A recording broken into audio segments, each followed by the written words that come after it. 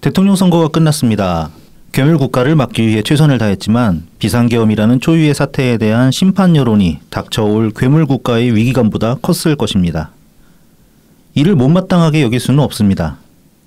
겪어보지 않은 미래를 납득시키는 일은 경험으로 남아있는 과거를 넘어서기 힘들기 때문입니다. 새로 취임한 권력은 시작부터 삐걱대고 있습니다. 인수위 없이 급하게 출발하는 정권이라 해도 그간 그들이 자신있게 말해왔던 유능함과는 거리가 먼 모습입니다.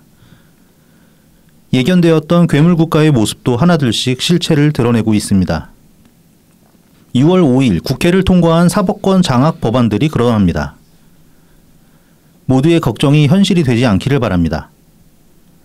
그동안 말해왔던 모든 것들이 단지 기우로 끝나길 바랍니다. 그리하여 반대해왔던 모든 일들이 사람들의 기억 속에서 지워지길 바랍니다. 우리의 저항이 역사로 기록될 가치가 없길 바랍니다. 국가의 성공으로 그가 행했던 모든 악행이 변호될 수 있기를 간절히 바랍니다. 우리 모두의 삶은 지금보다 더 나아질 자격이 있기 때문입니다. 안녕하세요. 오늘은 6월 7일 토요일입니다. 저는 라이브TV 블랙하우 BC입니다. 네, 호구면입니다. 여름이야. 어느덧. 아우, 갑자기 그 빗방울이 좀 날리더니 네. 습도가 확 올라가가지고 오늘 낮 기온 30도 간다 그러더라고요. 아, 예. 그리고 이제 뭐 오늘까지는 일교차가 한 15도 정도 나는데 내일부터는 그런 것도 없다. 한동안 새벽에 좀 시원했잖아. 자다 보면 엄청 시원했죠. 네. 근데 이제 그것도 이제 끝인 것 같다. 이제 열대야가 또 시작되는 것 같다. 각오들 하시라. 자, 이제 어찌됐든 간에 그 비상계엄 전국이 이렇게 끝이 났습니다. 결국. 네네네. 우리가 바라던 대로 이제 되지는 못했지만은 어쨌든 간에 그래도 한 챕터는 넘긴 셈이고, 근데 이제 그러고 나서 좀 돌아봤더니만은 이거 정말로 세상 돌아가는 거랑 너무 동떨어져 살았던 거 아닌가. 이쪽에만 몰입하다 보니까 그런 생각이 문득 들었어요. 이게 제가 이제 이거 대본 정리하다가 저도 기사 보고 이런 일이 있나 싶어가지고 굳이 집어왔는데. 무슨 일이 있었습니까? 6월 5일 날 그 저희 월드컵 최종 예선전이 있었더라고. 최종 예선? 네. 언제 시작했대? 카타르 월드컵 최종 예선전이 6월 5일에 있어가지고. 그러면 한 내년쯤 월드컵인가? 뭐 내년인가 그렇지 않겠어요 아마도? 그러니까 최종 예선 끝나면은 보통 1년 뒤에 월드컵 아니던가? 그래서 아무튼 이제 그 6월 5일 날 그 현지 시간으로 이라크에서 이제 최종 예선전이 있었는데. 네네. 그래서 우리나라가 2대0으로 이겼어요. 그래서 본선 진출했다. 티켓 확보. 네, 11회 연속이라고 합니다 이게. 기록이 기록. 아시아에서 기록인데 이 기사조차도 뭐 어디서 보고 알았느냐. 제가 이제 우리는 이제 정치면만 볼 거 아니야. 언론 뒤져보면은. 근데 이제 신임 대통령이 축전을 보냈다 이런 기사가 있더라고. 아, 네네네. 그걸 보고 알았어. 아, 예. 이거 사실 뭐 월드컵 본선 진출 같으면은 뭐 일반적으로 다들 알만한 그런 소식 아니겠습니까? 그렇죠, 그렇죠. 근데 이거 오늘까지 어제까지 몰랐어. 이거 어제 밤에 알았다고. 그것도 다른 기사 찾다가 옆에 기사 계속 뜨니까 이거 뭐지 하고 클릭해보고 그러고 알았거든. 그러니 이 정치판에 몰입하다 보니까 세상 돌아가는 거랑 얼마나 동떨어져 있었나 그런 생각이 문득 들더라고요. 근데 사실 이거는 뭐 저 개인적으로도 그렇고 뭐 청취하시는 분들은 저보다는 덜하겠지. 저는 TV를 안 보고 사는 사람이라서 그런 것도 있을 것 같긴 한데 그래도 아무튼 좀 정치에 지금 한동안 우리가 싸워왔던 기간이었기 때문에 굉장히 심하게 몰입해 있지 않았을까. 그러면 좀 한 발짝 빼고 약간 시야를 넓힐 필요가 있지 않을까. 뭐 이제 그런 생각을 좀 해봤습니다. 월드컵 본선 진출 모르셨던 분들, 혹시나 이 방송 듣고 아시게 되신 분들은 내가 왜 이렇게 살았지 하고 한 번쯤 이렇게 한 발짝 물러서는. 에이, 뭐 축구 따위 뭐 올라가면 올라가는 거지. 뭐 이거 안 한다고 뭐 아니 축구 안 올라가. 그래도 그 2002년 이후로 우리나라에서 적어도 국대 축구 특히 월드컵 소식 같은 거는 거의 전 국민적인 소식이 됐잖아요. 그렇죠. 예. 그러니까 이런 것도 모르고 있으면은 좀 이상한 사람 될 수도 있다. 뭐 비단 월드컵만 그렇겠습니까? 자, 뭐 그래서 그런 이야기를 좀 해봤고. 이제 어찌됐건 간에 선거가 끝났습니다. 뭐 저희가 이제 지난주 녹음을 6월 1일 날 했죠. 그러고 나서 투표 날까지도 또 이제 많은 일들이 있었어요. 뭐 그 사이 기간에 이제 뭐 있었던 일들에 대해서 잠깐 좀 우리가 느꼈던 감상 같은 거 한번 이야기를 해봅시다. 지난주 주말에 이제 그 민주당 측에서 각종 이제 뭐 검찰이나 법원 관련한 법안들을 이제 6월 5일 날 통과시키겠다. 국회에서 통과시키겠다. 그런 얘기가 나왔죠. 아, 예, 예. 그러고 나가지고 이제 총리님이 또 이제 괴물국가에 관해서 굉장히 강도 높은 비판 글을 쓰셨는데 일요일까지 좀 이제 그 총리님이 쓰신 글 봐도 여전히 뭐 어떤 그 전에 하셨던 찬조연설 이상의 어떤 김문수 캠프에서의 활동 같은 거는 힘들다. 그런 뉘앙스의 이제 입장이 나왔었는데 그랬다가 이제 갑자기 급변해가지고 결국 이제 김문수 캠프의 마지막 유세 때 거의 메인 이벤트 자격으로 올라가셨죠. 네, 이게 당일날에도 굉장히 늦게 결정됐던 것 같아요. 네, 어디서 들었더라? 어디서 들었는데 거의 그날 오후 5시 정도. 전병현 대표가 그 말씀 하셨던 것 같은데. 예. 그래서 행사 자체는 뭐 이제 일찌감치 그 김문수 캠프에서 나왔는데, 그러니까 서울시청에서 이제 그 마지막 유세. 네.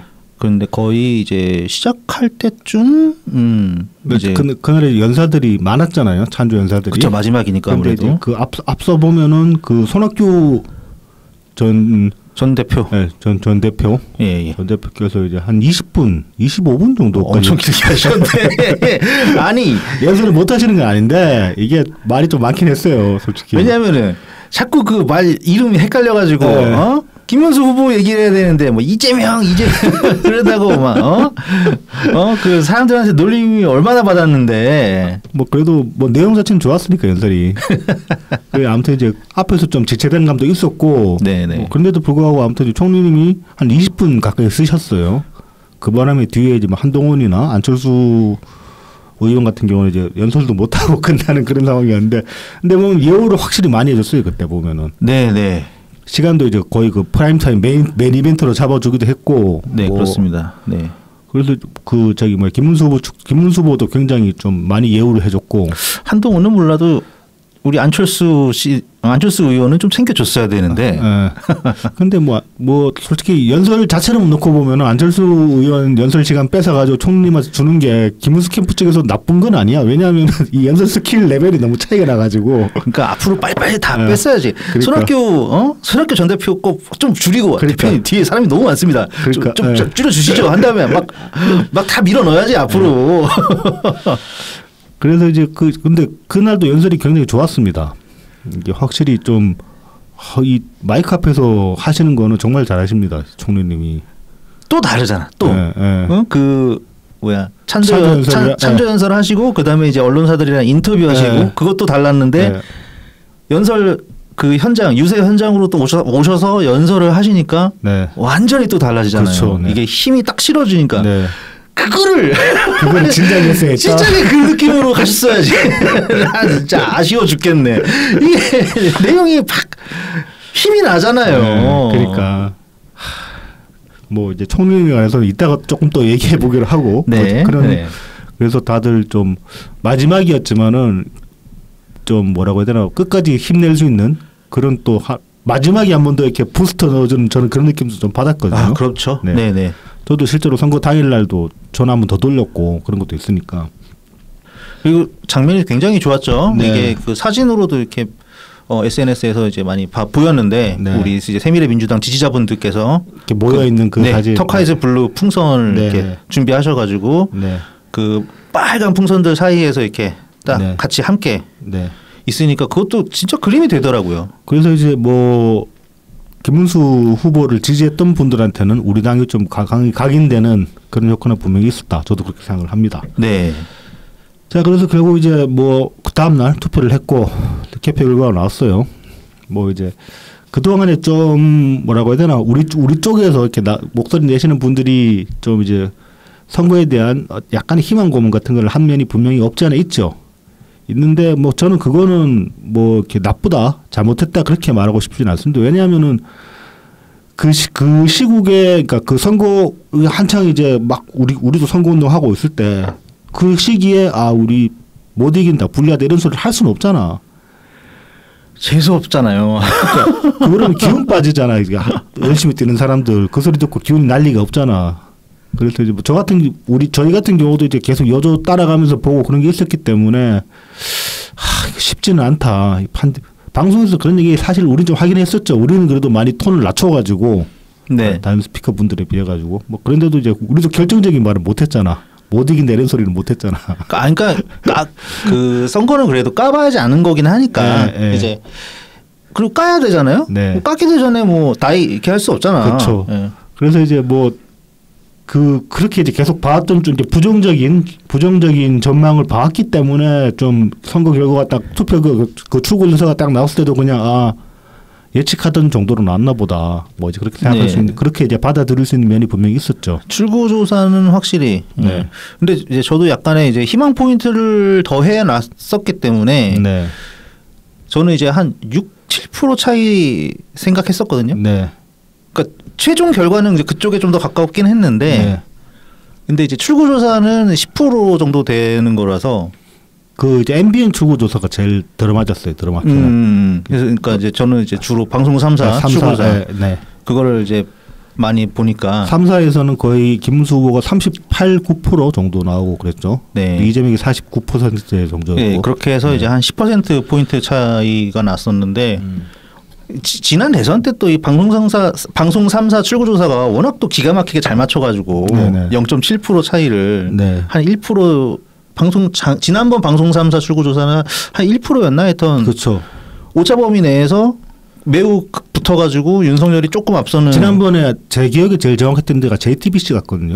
저는 JTBC 결과에서 윤석열 쪽이 이긴 걸로 나오길래 그냥 이기나 보다고 찼다고 그래가지고 그리고 자다 깨서 보니까 막 자다 깨서 이제 그 이동영 유튜브랑 열린공감 유튜브 뮤트 시켜놓고 화면만 본 애들 다 똥 씹은 표정으로 조롱하고 있길래 이겼나 보네 그렇게 알았는데.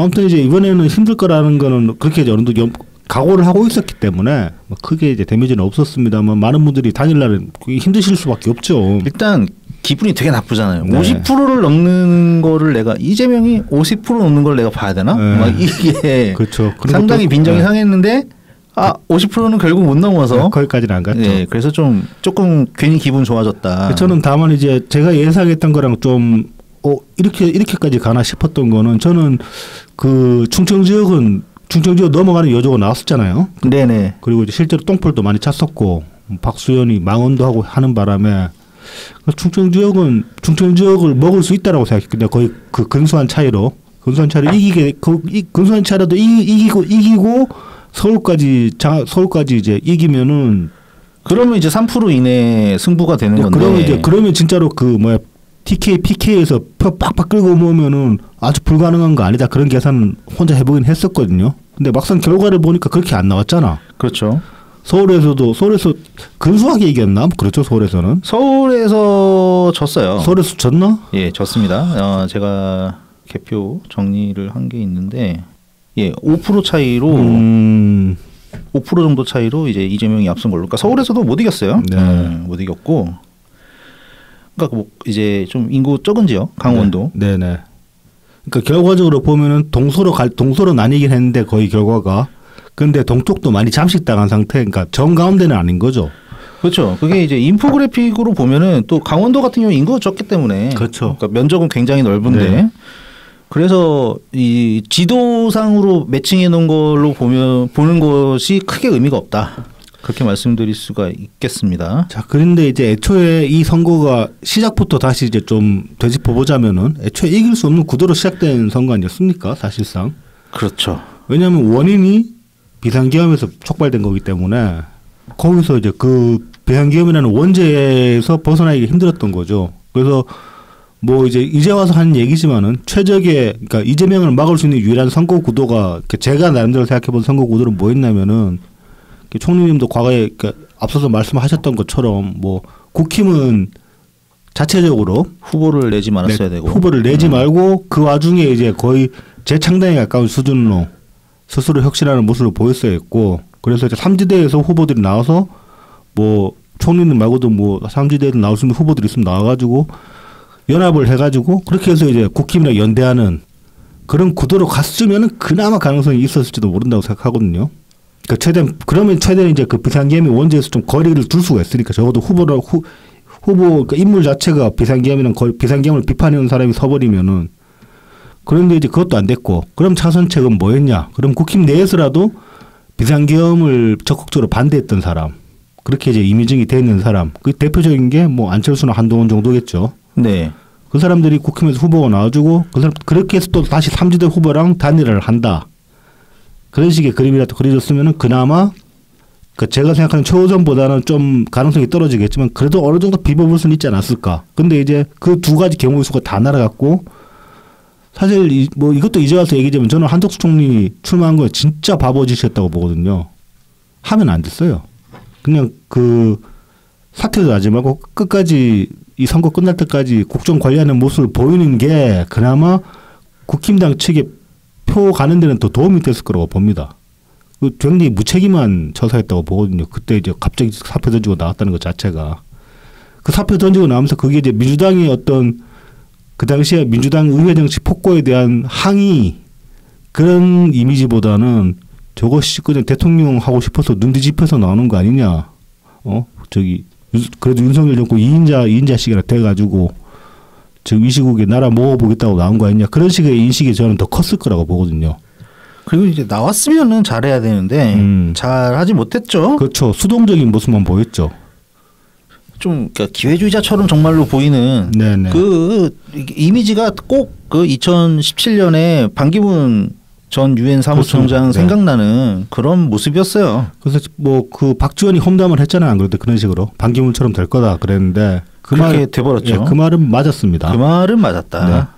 그래서 이제 제가 생각하기에 가장 나쁜 경우의 수대로 가버린 건데, 그러니까 김문수 후보가 국힘당 후보가 된 게, 그리고 이제 김문수 후보로 결국 선거를 치르게 된 게, 그런 면에서 보면 김문수 후보는 나름 선거 끝까지 잘 싸웠다고 생각합니다. 젖잘싸라는 말은 의미가 없긴 하지만은 그러니까 굉장히 진짜 바닥인 조건에서 많이 표를 끌어올렸다고 생각해요. 이게 뭐 원래 선거라는 게 후반부로 갈수록 결집되는 면도 있다고 하지만은 분명히 이제 이중적으로 날아간 표도 있고.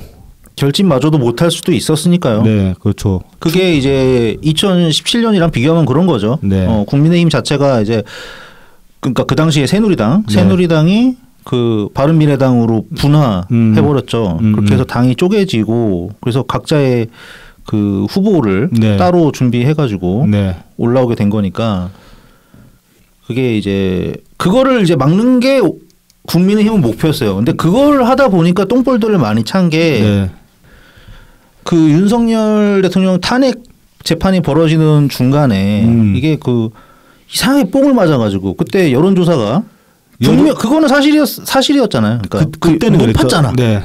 갑자기 국민의힘 지지율이 올라가고 민주당 지지율이 주춤주춤하고 있었단 말이에요. 네네. 그러면서 이 사람들이 뭐 희망 섞인 시나리오를 펼치기 시작했단 말이죠. 네. 야 이거 탄핵 기각되는 거 아니야? 그러니까 탄핵 기각되는 거 아니야? 그리고 막 그 전한길 씨를 비롯해가지고 이게 또 이제 정광훈 목사랑은 또 다른 그룹이잖아요. 그렇죠. 이분들이 갑자기 막 전국을 돌면서 개몽령 아니냐 이게 부정선거.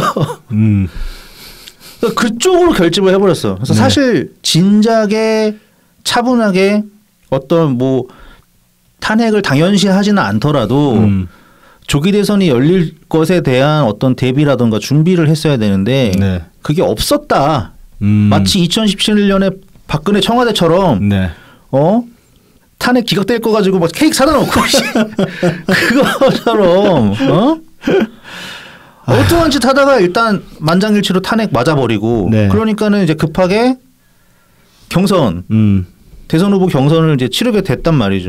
그래서 이제 뭐 8명부터 시작해가지고 이렇게 토너먼트 느낌으로 그래서 마지막 최종 김문수 대 한동훈으로 가서 김문수 후보가 당선이 되는 거죠. 그러니까 대선 후보가 된 거죠. 그런데 이제 거기서 이제 그 권영세 당시 비대위원장이랑 권성동 원내대표가 잘했어야 되는데 그렇죠. 갑자기 이제 한동훈이랑 단일화해 한덕수랑 단일화. 그러니까 단일화를 원래 이제 해야 되는 거긴 한데. 그렇죠. 해야 되는 거긴 하죠. 과정 자체를 우악스럽게 뭐 우격 따지면 우겨 넣으려다 하다가 결국은 당원들 반발에 부딪혀가지고 주저앉은 거 아닙니까? 네. 근데 그 전부터 사실은 그러니까 당원 분위기가 만약에 우리 뭉쳐야 된다. 2017년처럼 막 갈라지면 안 된다. 그리고 윤석열한테 좀 윤석열 실드 쳐주던 김문수가 최고 아니냐. 네. 이런 식으로 약간 분위기가 잡혔던 거잖아요. 그렇죠. 이제 그게 어떤 그 시위뽕을 맞아가지고 네네. 거기서 이제 감각을 잃어버린 면이 분명히 있죠. 그러니까는 이미 탄핵 때부터 사실은 분위기를 잡아갔어야 되는 거라는 거죠. 그때 그러니까 막 흔들리고 막 야 우리 지지 쪽이 이쪽에 있으니까 이거 쫓아가야 되는 거 아니냐. 그런데 중요한 거는 그런 분위기였음에도 불구하고 당시 한결같은 여론조사의 흐름은 윤석열의 탄핵이 과반 이상이었단 말이죠. 그렇습니다. 예, 탄핵에 찬성하는 여론이 네. 과반 이상이었단 말이에요. 그런데 이제 그럼에도 불구하고 민주당 지지율이 안 나온 거는 그건 이재명 때문이었다고 볼 수 있는 거죠. 그렇죠. 그래서 거기에만 기대면 안 됐었다는 거죠. 그러니까 이제 탄핵을 찬성하고 그때부터 이제 그놈이 집회뽕을 뺐어야 했어요. 그러니까 찬성까지는 못하지. 네. 그러면은 반발이 엄청 심할 거 아니에요. 근데 적어도 윤석열이랑 거리를 두고. 그렇지 거리를 뒀어야죠. 네. 그때부터 거리 두는 분위기를 잡아 나갔어야 되는 거고. 탄핵 찬성까지는 안 가더라도 적어도 비상계엄 잘못했다는 사과의 액션을 계속 취했어야 했다는 거예요. 그때부터. 그리고 탄핵 기각에 대한 희망을 갖지 말았어야 된다. 그렇죠. 아예 쳐다보지도 말았어요. 쳐다보지도 말았어야죠. 그냥 헌재의 판결 존중하겠다. 그걸로 선 그어버리고 그냥 헌재 판결 기다린다. 그걸로 끝냈어야 했어요. 그때. 그렇죠. 근데 그러니까 그때 국민의힘이 굉장히 그냥 여론에만 그냥 등 떠밀려 가는. 그것도 그 여론도 어떻게 좀 단편적인 네. 그 스피커들, 네. 국민의힘 내부 스피커들. 네. 뭐 이제 그렇게 돼서 굉장히 이제 힘든 판으로 시작했고 그래서 이제 우리 같은 경우도 김문수 후보에 대해서 처음엔 탐탁치 않게 여겼는데, 근데 뭐 이분 개인적으로 봤을 때, 그러니까 뭐 한 인간으로 봤을 때. 굉장히 뭐 존경받을 만한 부분들이 있었고 분명히 그런 면들이 많이 부각이 되면서 이제 이렇게 쉽게 마음을 열 수 있는 그런 후보였던 이제 의외의 면이 있었던 거죠 분명히. 그렇죠. 그리고 이제 김문수 후보도 이제 그 후보 자체라면 놓고 봤을 때 선거운동을 그렇게 못한 것 같지는 않아요. 제가 보기에도 충분히 할 수 있는 건 다 했다. 할 수 있는 건 다 했는데 네. 어떤 그 당의 역량으로는 그렇죠. 당의 역량이 발휘되지 않았다. 그게 이제 뭐 홍준표도 있고, 그렇죠. 한동훈도 있고, 네. 그 다음에 그 언론사 나름 보고에서 상에서는 이렇게 그 국민의힘 마크맨들이 있잖아요. 네네. 그래서 유세 현장 따라다녀 보면은 뭐 지역 유세를 갔는데도 네. 그 마땅히 보여야 할 뭐 지역의 국회의원이라던가, 그렇습니다. 뭐 그 현수막도 별로 없고, 네. 이게 집중 유세 아니면은 유세 차량도 잘 안 다니고. 그러니까 선거운동을 건성을 했다는 거예요. 네네네. 그래서 이제 그 와중에 좀 그래도 그나마 이제 국민의힘 인사에서 좀 진정성을 느낀 경우는 저 같은 경우는 안철수 의원. 그렇죠.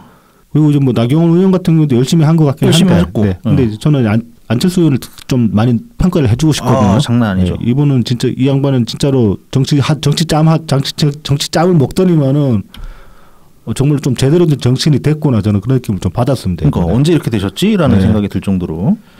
그래서 그건 조금 재발견일 수 있었다. 네. 그런 반면에 한동훈 같은 경우는 굉장히 옹졸했다. 뭐 그렇게 평가를 하고 싶습니다. 한동훈 같은 경우는 명분을 쥐고 있었음에도, 네, 그러니까 윤석열과 거리두기 어떤 상징적인 그렇죠. 존재잖아요. 네, 계엄 그 철회안 맞나? 그거 이제 함께 네. 국민의힘 의원들 보내가지고 그렇죠. 네. 투표하게 하고 네. 그렇죠. 탄핵 소추안 그렇죠. 탄핵 가결에 큰 역할을 했죠. 예. 필요했으니까요. 네. 국민의힘 의원 소수라도 필요했었으니까 거기에도 했고 그래서 이제 어떤 확장성을 가질 수 있는 어떤 조건을 가지고 있었는데 그렇죠. 거의 유일한 그 안철수 의원이랑 더불어 가지고 근데 그렇죠. 상징성으로 치면 한동훈 쪽이 훨씬 상승이 컸기 때문에 네네. 그 어떤 명분을 만들 수 있는 그런 카드였는데 그리고 뭐 그러니까 주장 자체도 사실 국민의힘 바깥에 있는 저희 입장에서는 합리성이 있었죠. 합리적이고 그러니까 네. 틀린 말이 아니었어요. 네네. 틀린 말이 아니었는데 그래도 김문수 후보 결정이 됐으면 그렇죠. 지금 이재명을 상대로 한판 승부를 진짜 큰 싸움을 펼쳐야 되는데 그렇게 유튜브 라이브 켜가지고 과자나 까먹고 그러면 되냐 말이죠. 발작 뛰고 있다가 뒤늦게 민기적 나와가지고 네 나와가지고 나오는 것도 사실 뭐 김문수 후보를 이렇게 응원을 해준다거나 그런 게 아니라 거의 내 말이 맞지 않았냐. 그렇죠. 거의 자기 정치에 가까운 그런 모습만 보여줬고 막 윤석열의 강을 건너야 됩니다. 뭐 이런 얘기하고 그거를 뭐 그렇게 얘기를 하면서도 뭐 김문수가 같이 건넜습니다라고 뭐 얘기를 하던가. 그것도 아니고. 그것도 아니지. 네. 아니면 이제 뭐 막 자기 얘기 하다가 끝에 그냥 김문수 후보 화이팅입니다. 뭐 이게 그러니까 그런 식으로 하니까. 네. 할 거면은 아니면은 그러니까 김문수 후보랑 자기랑 지금 이 국힘당 안에서 어떤 바라보는 입장은 다르지만은 그럼에도 불구하고 좀 괴물국가 막는 게 더 시급하기 때문에 지금은 김문수 후보를 밀어줘야 된다. 나도 그래서 나왔다. 뭐 그런 식으로 맥락이라도 만들던가. 그렇죠.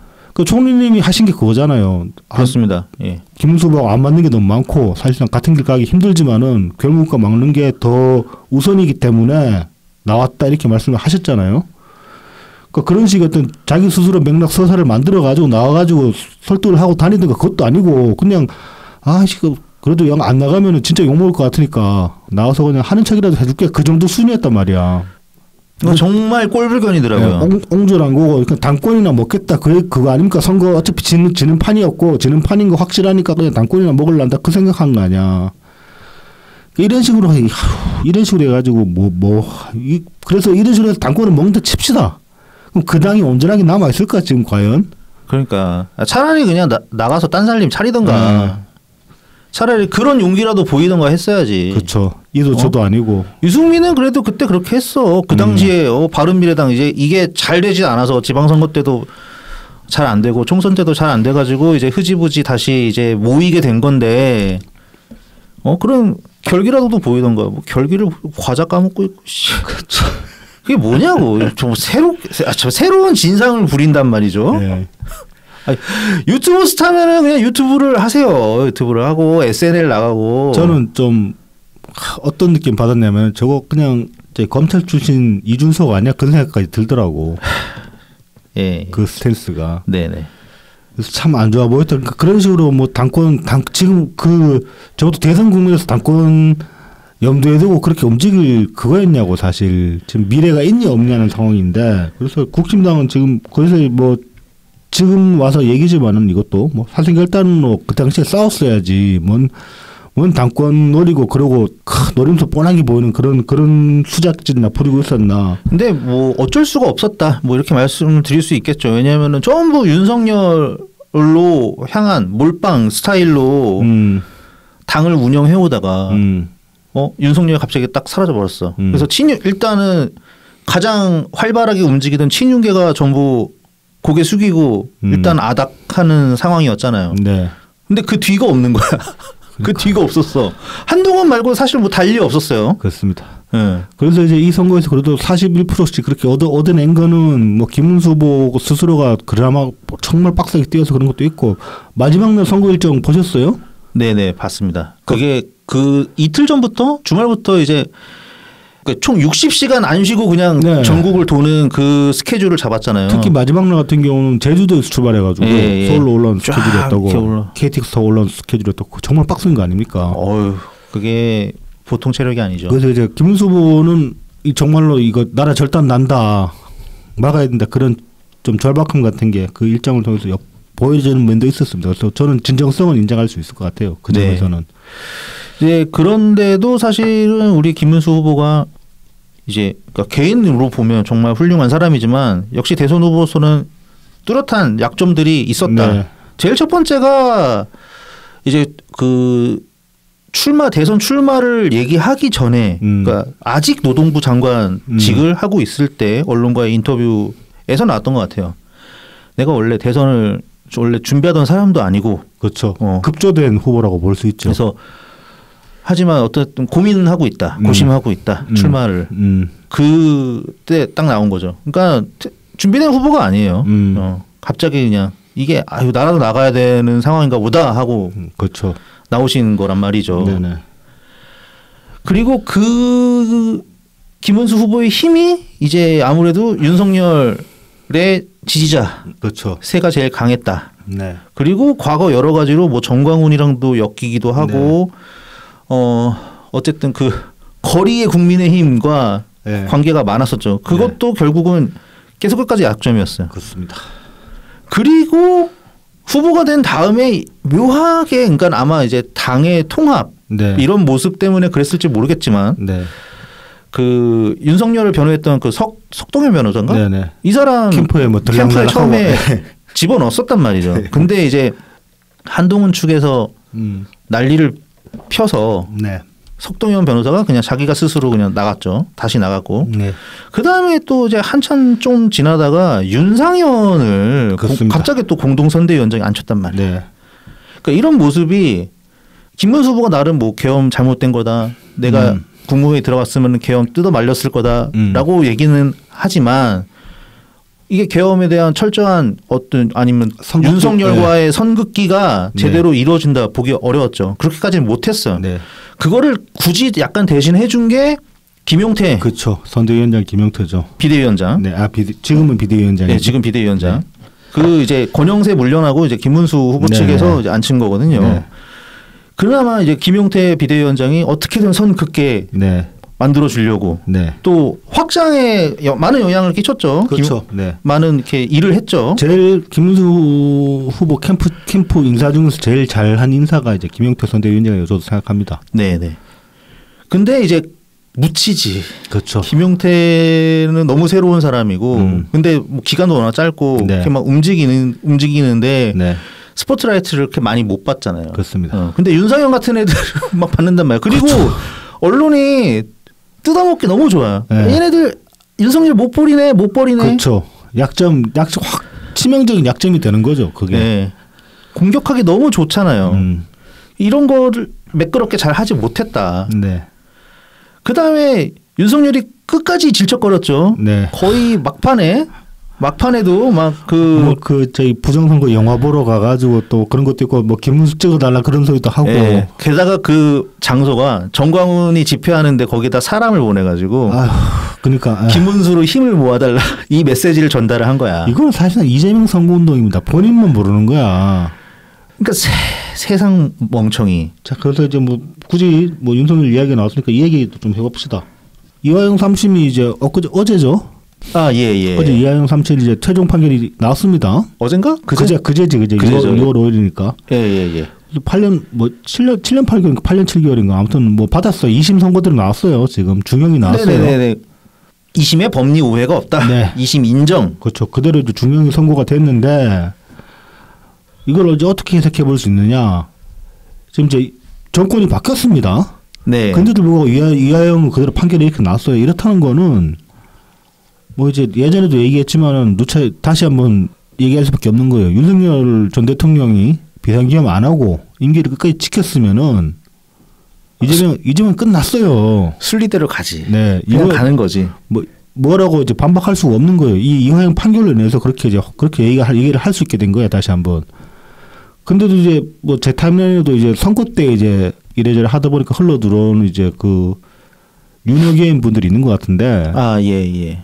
저를 이제 트윗에는 거의 쌍욕 받고 적었으면 막 하도 짜증이 나가지고 한번 되돌아보시라고. 그래서 지금 윤여개인 말할 때냐고 지금 이재명 대통령 만들어준 게 누군데 대체 윤여개인을 찾고 있냐고. 뭐 그리고 계몽령 그러는데 계몽될 때 칩시다 당신들이.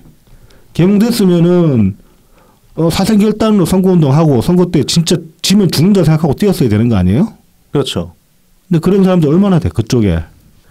그거 막 괜히 그 힘 빼가지고 어차피 부정선거니까는 지금 부정선거 운동해야 된다. 그러니까. 거리로 나가야 된다. 그럼 거리로 나가지고 선거 못하게 막든가. 그것도 못했잖아. 못하지. 쥐뿔 제대로 한 것도 없이 그냥 뭐 입으로만 부정선거 그러고 다니면 다 해결이 됩니까? 당신들 계몽된 거 아니에요? 내가 보기에는. 그냥 윤석열 팬심으로 그냥 끝까지 가는 거예요. 그걸 계몽이라고 착각을 하고 있는 거야. 정말로 계몽되면 몸이 움직입니다, 사람이. 근데 쥐뿔 한 것도 없으면 뭔 계몽이래. 그리고 결국 그러니까 뭐 트윗에 적기도 했습니다. 그렇게 뭐 계몽령이라 칩시다. 근데 계몽한다고 나라 팔아먹어? 계몽한다고 나라를 이재명한테 넘겨. 그게 계몽이야? 그 계몽 대가 치고는 너무 비싼 대가 치르는 거 아니에요? 제발 그래서 좀 정신 차리시길 바란다. 이제라도. 그런 말씀을 좀 드리고 싶습니다. 우리가 유튜브를 하고 있는데 제발 유튜브 좀 끊으세요. 그렇지. 유튜브 끊어요. 저기 아무것도 보지 마. 그 윤여개인 쪽 유튜버들은 뭐 진작부터 선거 졌다고 징징대고 있었다며. 그렇다고 하나요? 한동훈 지지 쪽도 그렇고. 그쪽 얘기는 들었어요. 네. 그 어벤져스 전략회의인가 그쪽이 이제 대표적인 네. 그 한동훈 지지 유튜브 채널인데 에이, 지리멸렬한 새끼들 주디만 계속 한동훈이 후보가 됐어야 된다. 그래야 이긴다. 이기는 거였다. 다 틀렸다. 뭐 그런 전망도 맞기야 아주 틀렸다고는 생각 안 하는데. 그렇죠. 벌어진 그게 그러니까 무슨 도움이 되냐고. 그러니까 무슨 도움이 되냐고. 지들 장사에는 도움 되겠다. 아니 그래도 한동훈이 2등까지는 갔잖아. 파이널 2까지는 갔잖아. 그렇죠. 대단한 거야. 대단한 거지. 그거를 힘을 잘 써야지. 잘 써야지 오히려 미래가 열리지 한동훈이. 그러니까 힘을 쓸 명분을 쌓으려면 선거 때 원팀으로 뭉쳐가지고 끝까지 싸웠어야지. 매서운 맛을 보여줘야지. 제대로 싸웠어야지. 그렇죠. 그랬으면 한동훈 한 칼 있네. 그래도 당심 있네. 애당심 있네. 이렇게 인정이라도 받았을 거 아니야. 그럼요. 그런 것도 아니고 진작부터 초치는 소리를 하고 있고. 그래서 이제 김문수 후보가 하드캐리한 면이 분명히 있고. 네. 그리고 이제 거기에 굳이 덧붙이자면 우리 상분들 정말 열심히 했어요. 우리가 끌어오면 이제 분명히 있다고 나는 봐요. 저는 사실 그 이낙연 총리님의 마지막 결단을 내리실 때 그 결단의 큰 축은 일단 김문수 후보가 있을 거고 김문수 후보랑 이제 그 만났을 때 대면해가지고 김문수 후보가 아마 설득을 이낙연 총리님 설득을 잘 하지 않았나 이 생각이 들고 그 다음에 먼저 앞서서 뛰고 있던 우리 지지자분들께서 그렇게 뛰어 오셨기 때문에 그렇죠. 그걸 움직이셨다고 봅니다. 그걸 움직일 수 그것도 이제 부정할 수 없는 사실이고 네. 뭐 총리님이 나서시게 한 것도 있고 그리고 그거 외에도 그냥 선거운동 자체만 놓고 봐도 이쪽 지지자 사람들은 뭐 일단 온라인에서 이렇게 온라인에서 뭐라고 해야 되나 온라인에서 좀 눈에 띄게 영향력 있게 그런 어떤 뭐 말 만드는 것도 그렇고 그 다음에 지지자들이 만드는 웹자보 같은 것도 퀄리티가 다르고. 네. 그다음에 김문수 후보의 어떤 강점, 그렇죠. 강점 청렴함이라든가 찾아내가지고 계속 재발굴해가지고 그걸 어떤 밈 같은 것도 만들어내고 생산해내고 그런 것들은 굉장히 뭐 실제로 이제 온라인에서 이렇게 글 적다 보면 그런 말씀하시는 분도 있었거든요. 국힘 지지자분들 중에도. 네네네. 다르다. 뭐 이렇게 그동안 이제 그분들이 보셨던 세계에서 접하기 힘든 그런 선거운동 양상 같은 걸 보신 것도 있고 분명히 뭐 현장에서 이제 현장 그 김문수 후보 유수장에 이제 우리 당분도 이제 당 색깔의 잠바나 봉선 들고 봉선 같은 거 들고 가셨단 말이죠. 네. 그래가지고 이제 우리 당 분들이랑 알아보시는 이제 국힘당 지지자분들 중에도 고맙다고 색다르다, 잘한다 이런 말씀들을 하시는 분도 있었고. 그러니까 이제 분명히 우리 당 분들이 소수 정예인 게 맞아요. 선거판에서는 적어도. 특히 어려운 상황 전문. 네. 어려운 상황 전문이야. 그렇죠. 들어온 것만 지금 몇 년째 지금 보고 있는데 선거판에서. 그래서 멘탈은 많이 강해졌고. 혹시 그런 점들은 굉장히 이제 우리 스스로도 좀 평가할 부분이라고 봅니다. 네네. 분명한 강점일 수 있고. 자, 그래서 뭐 선거 이야기를 일단 여기까지 하고 이제 본격적인 내용을 들어가 봅시다. 네. 자, 본격적인 내용을 들어가기 전에 저희를 도와주시는 고마운 분들 소개해드리고 시작하도록 하겠습니다. 후원 계좌를 통해서 엑스친 S님, 웰컴퓨터님 후원해 주셨습니다. 감사합니다. 감사합니다. 다음은 제공입니다. 웰컴퓨터입니다. 사하구 낙동대로 323번 길에요. 사하역 2번 출구 앞에 있습니다. 010-8691-0079번으로 연락 주시면 됩니다. 트위터에서 웰컴퓨터, 인스타그램, 페이스북, 네이버 블로그에서 웰컴퓨터 0079를 검색해 주시면 됩니다. 오랜 조립 경험을 바탕으로 최적의 견적을 구성해 드립니다. 가성비 좋은 사무용부터 게이밍, 딥러닝용 같은 최고 사양의 PC까지 조립해 드리고 있습니다. 다나와 최저가 가격으로 만나보는 웰컴퓨터의 견적을 지금 바로 확인해 보세요. 전국 어디서든 AS가 필요하시면 연락 주시기 바랍니다. 안전한 배송에 사용하는 웰컴퓨터의 배송 박스를 미리 보내드립니다. 문제가 생긴 컴퓨터를 웰컴퓨터의 배송 박스에 넣어서 보내주시기만 하면 전국 어디에서도 웰컴퓨터의 서비스를 편하게 받으실 수 있습니다. 유튜브 웰컴퓨터를 통해서 연락 주시면 사은품도 별도로 챙겨드리니까 꼭 말씀해 주시기 바랍니다. 네. 다음은 달품은 농장입니다. 트위터 달품은 농장 DALPUMEUN, 인스타그램 달품은 농장 _ 농사짓는 문파 DALPUM 숫자 1입니다. 청란, 청개육부터 친환경 우렁이쌀, 고춧가루, 참기름, 들기름, 서리태콩, 찰, 옥수수까지 다양하게 준비되어 있습니다. 달품은 농장으로 건강한 밥상을 준비하시기 바랍니다. 마지막으로 라만까까입니다. 네이버 스마트 스토어에서 라만까까를 검색해 주세요. 휘낭시에 브라우니, 마들렌, 구운 찰떡, 호두광정, 에그타르트, 생강청 등 다양하게 준비되어 있습니다. 많은 성원 부탁드립니다. 정권이 바뀌는 바람에 당분간 좀 기념빵은 힘들지 않을까 하는 아쉬움이 좀 남네요. 아 그러네요. 이게 진짜 민폐다 민폐. 이놈들 진짜 민폐야. 빵 좀 먹어보고 싶은데 빵 생산의 차질을 불러일으키고 있네. 자 이제 어떻든 간에 이놈의 이제 국민주권 정부가 출범을 했습니다. 참 꼬래. 네. 정말 얘네들은 포퓰리즘의 화신들인 것 같습니다. 그래서 일단 시작했으니까 아직까지 뭐 그냥 뭐 충분히 예상은 되지만은 뭐 일단 좀 두고 봅시다. 뭐 어떻게 하나. 그래도 또 최근의 트렌드는 이제 대통령의 이름을 네. 그냥 내세우는 그렇죠. 그런 식이었단 말이죠. 네. 그러니까 박근혜 정부, 네. 문재인 정부, 네. 윤석열 정부 이런 네. 식이었단 말이야. 네네. 근데 갑자기 다시 옛날 스타일로 돌아갔어. 네. 국민주권 정부. 네. 야, 이재명 정부 할 줄 알았거든요, 사실. 네. 근데 이재명 정부라고 저는 부르기가 싫어가지고 뭐 이제 지금 눈치채셨을지 모르겠지만은 제가 이재명 대통령이라는 말을 한 번도 안 했어요. 방송 시작하고. 그렇죠. 앞으로도 안 할 겁니다. 네네. 저는 뭐 현 대통령, 신임 대통령 이렇게 부르면 부르지 그 이름 뒤에다가 대통령이라는 걸 붙이기 싫어요. 이게 그 언론 기사를 이렇게 좀 보다 보니까 네. 약간 헷갈리는데 네. 이 정부 이러더라고. 네. 그러니까 그 이가 디스인지 이 느낌도 있지만 그러면서 그냥 이재명 정부 뭐 네.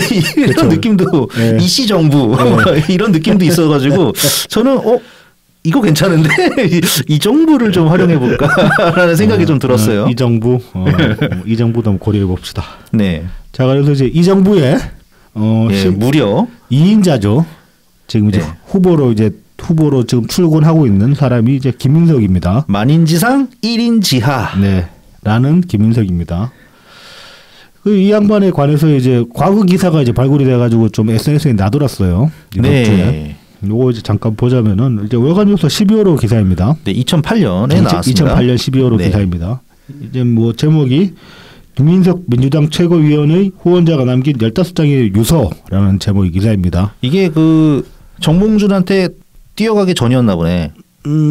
뛰어간 후에. 아니, 뛰어간 후인데. 근데 후에. 민주당 최고위원이네. 네. 이때 민주당이 그 민주당이 아닐걸? 그런가? 그 김민석이 만든 정통민주당인가? 네. 그 민주당일걸. 알박기한. 네. 그래서 이제 기사 내용이 뭐냐면 2004년 8월 달에 이제 그 영등포에서 한 노부부가 이게 그 극단적 선택을 했는데 이분들이 이제 15장의 유서를 남겼어요. 이 유서가 이제 그 신용보증기금 이사장한테 전달된 유서인데 이 유서가 전달된 경위를 보면 이렇습니다. 이제 이분들이 그 김문석이랑 양부모, 양아들 관계였다고 이제 그렇게 주장을 하십니다. 유서에 따르면은. 네. 그래서 이제 뭐 2002년 서울시장 선거 때나 2004년 총선 때 이제 김문석이 계속 출마를 하면서 이 부부로부터 이제 거액의 돈을 받아갔다. 그런데 이 거액의 돈이 회사 명의로 대출된 신용보증기금에서 대출받은 돈의 일부였는데. 네, 그러니까 대출의 알선은 이제 김민석의 인맥으로 해주고 네. 이제 그 돈이 회사로 가고. 네. 그다음에 이제 그 돈을 갖다가 김민석의 어떤 선거 운동 자금이라던가 정치 자금으로 그런 식으로 주었다라는 주장인 거죠. 그렇죠. 주면서 줬는데 그러니까 빌려주는 식으로 줬는데 이걸 돌려주지가 않으니까 이제 말하자면 그 회사 자금에 빵꾸가 나는 거잖아요. 그렇죠. 왜냐하면 빌린 거니까 갚아야 되잖아 나중에. 그렇죠. 네. 이제 그거를 감당 못해서 회사가 부도 직전에 이르게 됐고 그 사정을 이제 이 신용기금 이사장한테 유서로 전달하면서 본인들은 가지만은 이제 이 아들이 사장을 이어받았는데 회사 안 넘어가게 해달라 갚을 수 있다 이제 그런 취지의 내용이었어요. 그런데 이제 유서 내용을 보면은 이 수법이 좀 많이 그렇습니다. 당시에 이제 김윤석이 먼저 접근을 했다. 본인들한테 이제 지역구에 있으니까 영등포구 사업가니까 이제 김윤석이 먼저 접근을 해가지고 그래서 이제 신용 그 보증 기금으로부터 이제 회사 명의로 대출을 받게 본인이 도와줄 수 있다. 당시 이제 국회에서 그 상임위가 뭐였지? 아무튼 관련 상임위 위원이라 가지고 김민석이 자기 힘으로 땡겨줄 수 있다. 그리고 또 김민석이 그때 또 참 잘 나갔잖아. 뭐 그때 서울시장 후보 같은 것도 나갈 그렇죠. 정도로. 그렇죠. 네. 예. 나름 잘 나갔던 시절이긴 했죠. 그래서 그런 식으로 해서 돈을 땡겨줄 수 있다 해서 실제로 돈을 땡겨줬고, 근데 이제 돈을 땡겨주면서 그 신용보증기금 이사한테 네. 담당 이사한테 리베이트를 좀 줘야지 앞으로도 계속 돈 땡겨 쓰는데 도움이 될 그렇지, 것이다. 그렇지. 그래서 그런 식으로 이제 리베이트 쪽으로 얼마씩 떼가지고 김민석이 돈을 가져갔다고 합니다. 아무튼 이제 그런 식으로 이제 돈이 왔다 갔다 몇 번 하다 보니까 총 빌린 돈이 24억 가량 됐고. 많아. 근데 이제 그 중에 김민석한테 들어간 돈이 8억 5천 정도인가 그렇다고 해요. 8억이 넘는다고 하죠. 그래서 이제 그거를 결국 변제를 못 해가지고 회사가 넘어가게 되는 상황이 됐다. 그런 내용입니다. 그런데 이제 이걸 이제 취재를 하면서 김민석한테 당연히 이제 해명을 들어봐야 되잖아요. 이제 김민석이 당시 얘기를 한 거 보면은 철저하게 이제 이 부부들이 본인은 이해할 수가 없다. 왜 스스로 목숨을 끊으면서까지 거짓말을 했는지 이해할 수 없다. 이렇게 이제 해명을 했습니다. 네. 그리고 이제 뭐 잘 아는 사이도 아니고 그리고 이제 이 부부가 먼저 자기한테 접근해 왔다. 뭐 그러면서 무리한 요구를 했는데 안 들어주니까 뭐 이런 식으로 나오는 거다. 이렇게 얘기를 했어요. 근데 이 인터뷰에서 이제 저는 좀 어떻게 사람이 이러나 싶었던 게 김민석도 모르는 사이는 아니라고 했어요. 분명히. 운명식이 있는 거예요. 근데 이제 이분들 세상을 떠나셨잖아. 네. 근데 거기에 대한 안타까움이나 추모 내용은 하나도 없어요. 그냥 나쁜 사람들이다.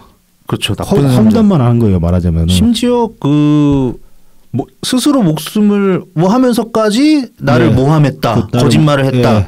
이렇게 표현을 했어요. 그렇습니다. 그리고 이제 이게 결국 그 검찰에 이제 검찰로 투서가 들어가가지고 수사가 됐는데 아마 뭐 무혐의로 나왔나 아무튼 그렇게 해서 수사는 종결이 됐어요. 네. 그래서 특별히 기소가 되지는 않았습니다. 네. 당시에 이제 뭐 김민석이 또 얘기한 거 보면은 뭐 그 참여정부 때 김민석이 이제 정몽준한테 가는 바람에 완전 미온털 박혀 있는 상태였는데 나는 밉보인 상황, 노무현 대통령에게 밉보인 상황이었다. 내게 문제가 있었으면은 검찰이 나를 가만 놔뒀겠느냐. 그 시절에 검찰이 가만 놔뒀겠느냐. 그래서 그딴 소리까지 했단 말입니다. 네네. 이건 마치 노무현 대통령이 검찰에 어떤 영향을 검찰에 영향을 끼쳤다. 뭐 검찰 수사에 영향을 끼쳤다. 그딴 식으로 얘기하는 거나 마찬가지인 거잖아. 그렇죠. 이건 정말 쓰레기 같은 발언 아닙니까? 이게 나 이재명인 줄 알았어요. 이 기사를 보면서 거의 그 수준이죠. 네. 하는 말이. 그래서 괜히 이 대통령이랑 쿵짝이 잘 맞는 게 아니구나. 이 정도면 영월의 단짝이지. 그렇죠. 이 까라가 비슷한 까라라고 할 수 있는 거죠. 거의. 이게 그러니까 최고위원 1등으로 밀어줄 만하다. 김어준식 표현들 하면 결이 같은 거야. 결이 너무 그냥 형제라고 해도 믿겠어. 다만 이제 이 케이스 같은 경우는 그런데도 불구하고 검찰에서 이제 무혐의로 종결을 했기 때문에 이걸 가지고 김민석이 죄를 지었다라고 확정적으로 말을 할 수는 없습니다. 그렇죠. 하지만 어떤 동종의 비슷한 전과가 이미 있다. 그렇죠. 동종이 비슷한 전과가 2건이나 있습니다. 2건이나. 이게 서울시장 출마했을 때 2002년에 그때 대기업 SK에서 2억 원을 받았다. 요거는 이제 완전 빼박으로 징역 8개월에 집유유예에 추징금 2억 딱 나왔어요. 2억 받았으니까 2억 뱉어라. 그리고 이제 징역 8개월이 나왔기 때문에 피선거권이 10년이 날아갔습니다. 이것 때문에. 10년. 그 다음에 근데 정신 못 차리고 2008년에 지인 3명으로부터 이거는 뭐 지인들이 돈이 많나? 7억 2천만 원. 그쵸, 돈 많은 지인들인가 봐요. 그러니까 대기업보다 더 받았어. 이때 이제 좀 그랬던 게 이 7억 2천만 원 수수를 해가지고 이걸로 정치자금법 위반으로 검찰이 이제 긴급 영장을 발부를 받았거든요. 그렇죠. 그래서 김민석 잡으러 갔더니만은 당사로 도망갔어. 그래서 그 당원들 방패 세우고 당사 앞에서 당원들이 당원들이 몸빵을 한 거야. 그렇죠. 그래서 구속을 막았어요. 하지만 결국은 이제 불과 한 달 채 남짓 안 돼가지고 결국 12월 10일 날 이것 때문에 구속 기소가 되긴 했어요. 그러니까 완전히 피할 수는 없는 거죠. 시간은 끌 수 있어도. 근데 다만 이제 이 케이스 같은 경우는 사실상 돈 떼먹은 건 아니다. 그렇게 판결이 났는데 1심만 해도 이게 횡이 되게 세게 나왔었거든요. 그렇죠. 이것도 징역형이 아마 1심에 나왔을 거예요. 징역이 나왔는데 2심에서 이제 판결한 거 보면은 이게 이제 지인들로부터 돈을 받은 건데 사실상 후원금이 맞다. 왜냐하면 이 지인들이 돌려받을 의지가 없었기 때문에 의사가 없었기 때문에 김민석한테 후원을 해주는 건 맞는데 그럼에도 불구하고 이건 액수도 그렇고 정치자금법 위반은 된다. 왜냐하면 이 돈 받아가지고 정치적으로 쓴 게 아니기 때문에 김민석이 사적으로 이용을 했기 때문에 정치자금법 위반에는 해당이 되기 때문에 벌금은 600만 원대였어요. 형은 이제 많이 내려가긴 했죠. 그런데 이제 벌금 600이면 이것도 피서구권 5년 날아가거든요. 네. 그러니까 이제 중간에 김민석이 사면을 받았는지 제가 확인을 못했는데 그냥 요 판결들만 놓고 보면 총 15년형이 날아간 15년 피선거권 박탈당한 사람인 거예요. 네네. 이 정도면 정치인으로 자격 없다고 봐야 되는 거 아닙니까? 그러니까 말이죠. 근데 이제 2005년에서 이제 10년 박탈됐고, 네. 그러니까 2015년 정도 되면은 이제 복권되는 거고, 네네. 그 다음에 이제 2009년에 2심 판결을 하고서 그 다음에 뭐 한 2010이나 네. 2011년도까지 5년 박탈이면은 네. 그래도 뭐 한 2015년 아니면은 따로따로 15년 해도 뭐 한 2020년 정도에는 네네. 그냥 풀리지 않았을까. 네. 그래서 이제 문제가 됐던 게 추징금 7억 2천 다 안 냈는데 야 뻔뻔하게 총선은 어떻게 나오냐 이게 기사화 됐죠. 그렇죠. 네. 그래서 세금을 당선돼서 갚는다. 야, 그것도 진짜 철면피지.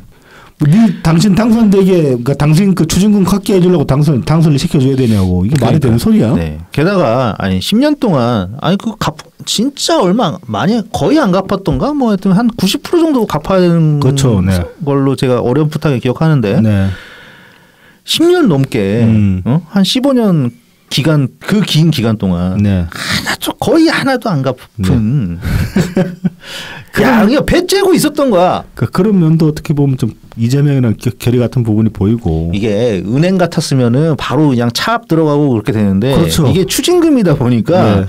그 차압 딱지는 안 붙이나 봐 그냥. 근데 이것도 이제 일반인들 같으면은 이렇게 못 버티죠. 그럴지도 모르죠. 네.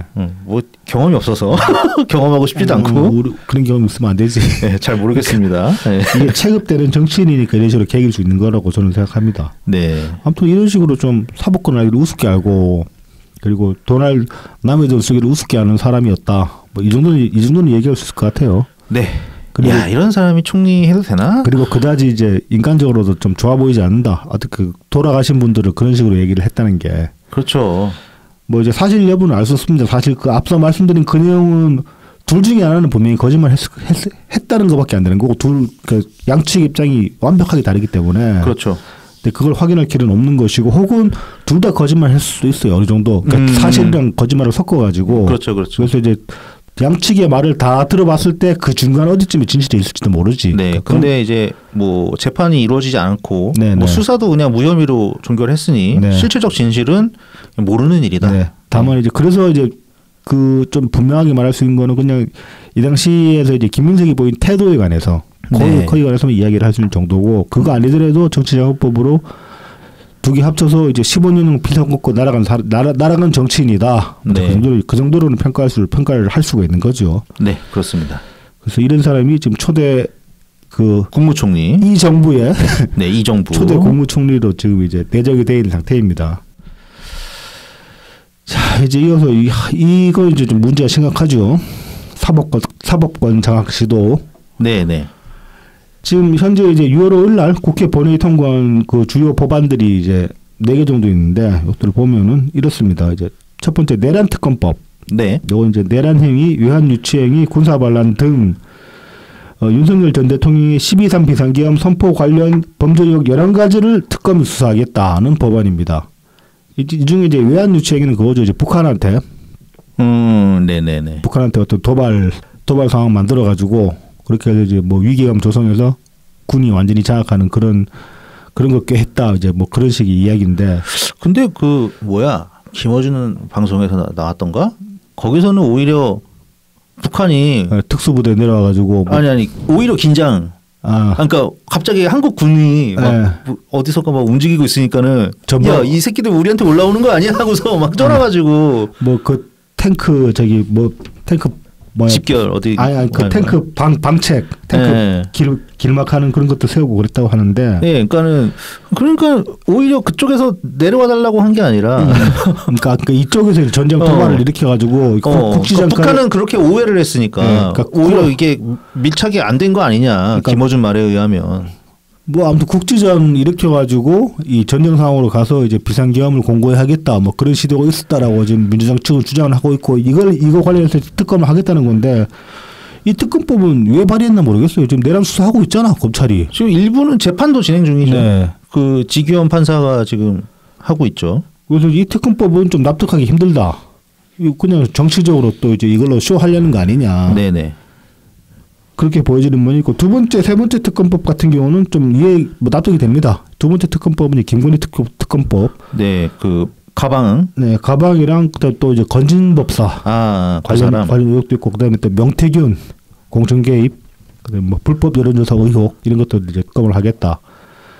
명태균 같은 경우도 지금 구속돼 있긴 한데 근데 명태균 외에 뭐 명품 가방이나 건진법사 이것들은 좀 시시비비 가려볼 필요 있다고 봅니다. 저도. 네네. 이런 거 내란 특검 말고 네. 이제 김건희 여사 특검이라던가 명태균 특검 그다음에 네. 이제 곧 말씀드릴 네. 그 최해병 네. 특검 네. 이런 것들은 진작에 떨고 넘어갔었어야 돼요. 정권 차원에서 또 그러니까 네. 전 정권에서 어떻게든 손을 털었어야 되는 거죠. 그렇죠. 근데 이것도 사실 이런 것들이 그 총선 말아먹은 원인이거든요. 그렇죠. 총선 덜 말아먹었지. 네. 민주당이 이 정도까지는 안 커졌다고요. 네. 지금 다 합쳐가지고 막 190석 가까이 되는 거랑 만약에 뭐 한 과반 정도 150석 좀 넘는 걸로 였으면 달랐죠 상황이. 달랐지. 많이 달랐죠. 애초에 그렇게 막 그 계속 법안 거부권만 남발할 상황도 안 됐을 수도 있고. 네. 그거 그냥 뭉개고 가니까. 그렇죠. 총선 다 네. 털려가지고 네. 의석만 헌납하고. 아휴. 자, 그 계몽 얘기 다시 또 해볼 수밖에 없는데 그렇게 나라 사랑하는 양반이 최혜병 특검법 같은 경우 이거 정말 한심하잖아요 이 상황 자체가. 그렇습니다. 그때 이제 무리하게 그 수색 구조한답시고 제대로 준비도 안 된 해병들 무리하게 투입했다가 지금 아깝게 이제 그 해병 한 분이 순직을 하신 사건인데 사실 여기서 의혹이 있는 것 자체가 저는 말이 안 돼요. 네. 납득을 못 하겠어요. 이게 뭐 의문사 상황도 아니고 명령체계 뚜렷하게 있는 군대에서 벌어진 일인데 이게 작전 실패잖아. 그러니까.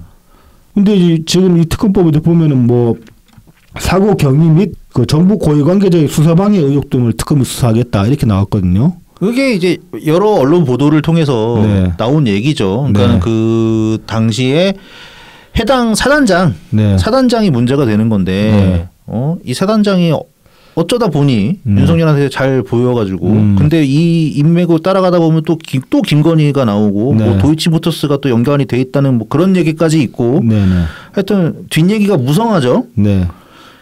어쨌든 해병대 자체 조사에서 이 사단장의 잘못을 지적했는데도 오히려 그것을 무마시키고 그렇죠. 그다음에 하급 장교 몇 명 그냥 손보는 걸로 끝냈죠. 네, 그다음에 수사를 진행한 중령이었던가 대령 네네. 그분을 직위 해제하고서 오히려 막 잘라버리려고 그렇죠. 그렇게 해가지고 이게 네. 문제가 이렇게 된 거거든요. 네. 이런 거 철저히 밝혀줘야죠. 이게 무슨 그러니까 이 꼬라지 하나만 가지고도 무슨 계몽령이네 애국이네 뭐 자유민주주의 수호네 좀 쥐뿔 뜯어먹는 소리 좀 하지 말라고 진짜로 자유민주주의 수호하고 그렇게 자유민주주의 수호할 거면 군인들 챙겨야 되는 거 아니야? 말해 뭐 어떻겠습니까? 그러니까.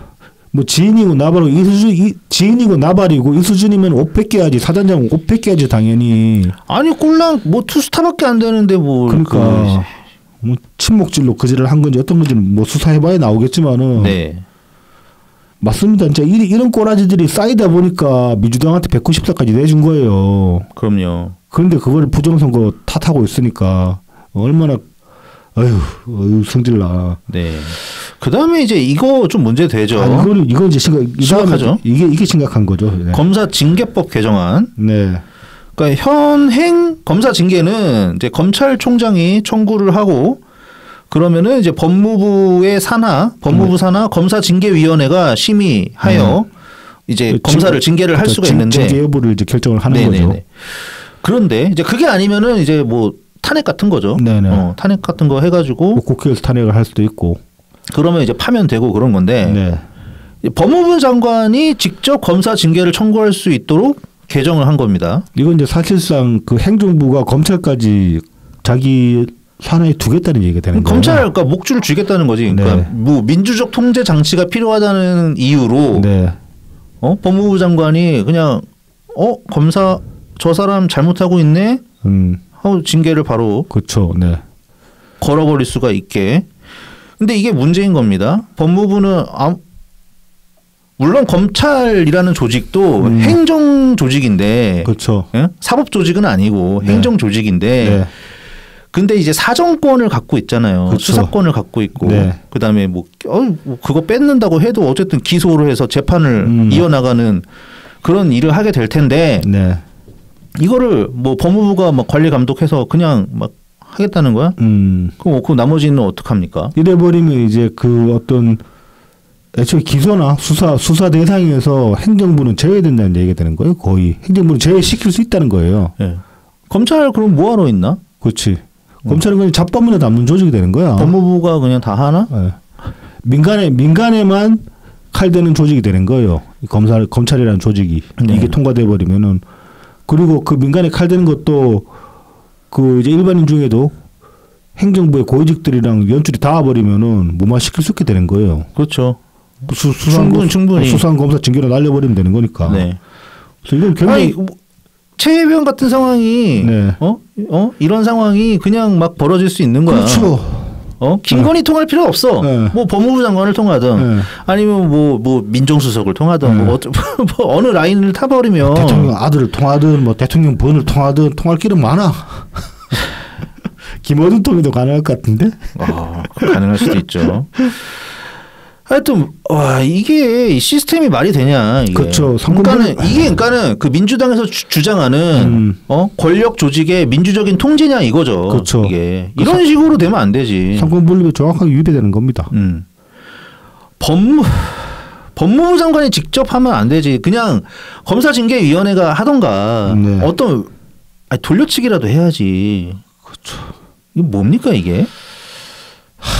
자, 그다음에 이제 대법관을 현행 14명에서 30명으로 늘리는 대법관 증언법이 이제 6월 5일에 법사위 법안소위를 통과를 했습니다. 그런데 이건 일단 오늘 그 녹음 전에 나온 기사를 보면은 이 신임 대통령이 이거 한 스텝 늦춰야 된다 그런 식으로 얘기를 했다고 합니다. 눈치 좀 보자. 네, 그래서 지금 이제 일단 그 얘기를 했기 때문에 네네. 지금 그 박찬대가 원내기업 당 대표잖아요. 네네네. 박찬대도 그 말에 동의를 했고, 그다음에 법사위원장까지 동의를 해가지고 yes sir 했구만. 이건 일단 좀 지켜보는 걸로. 네네.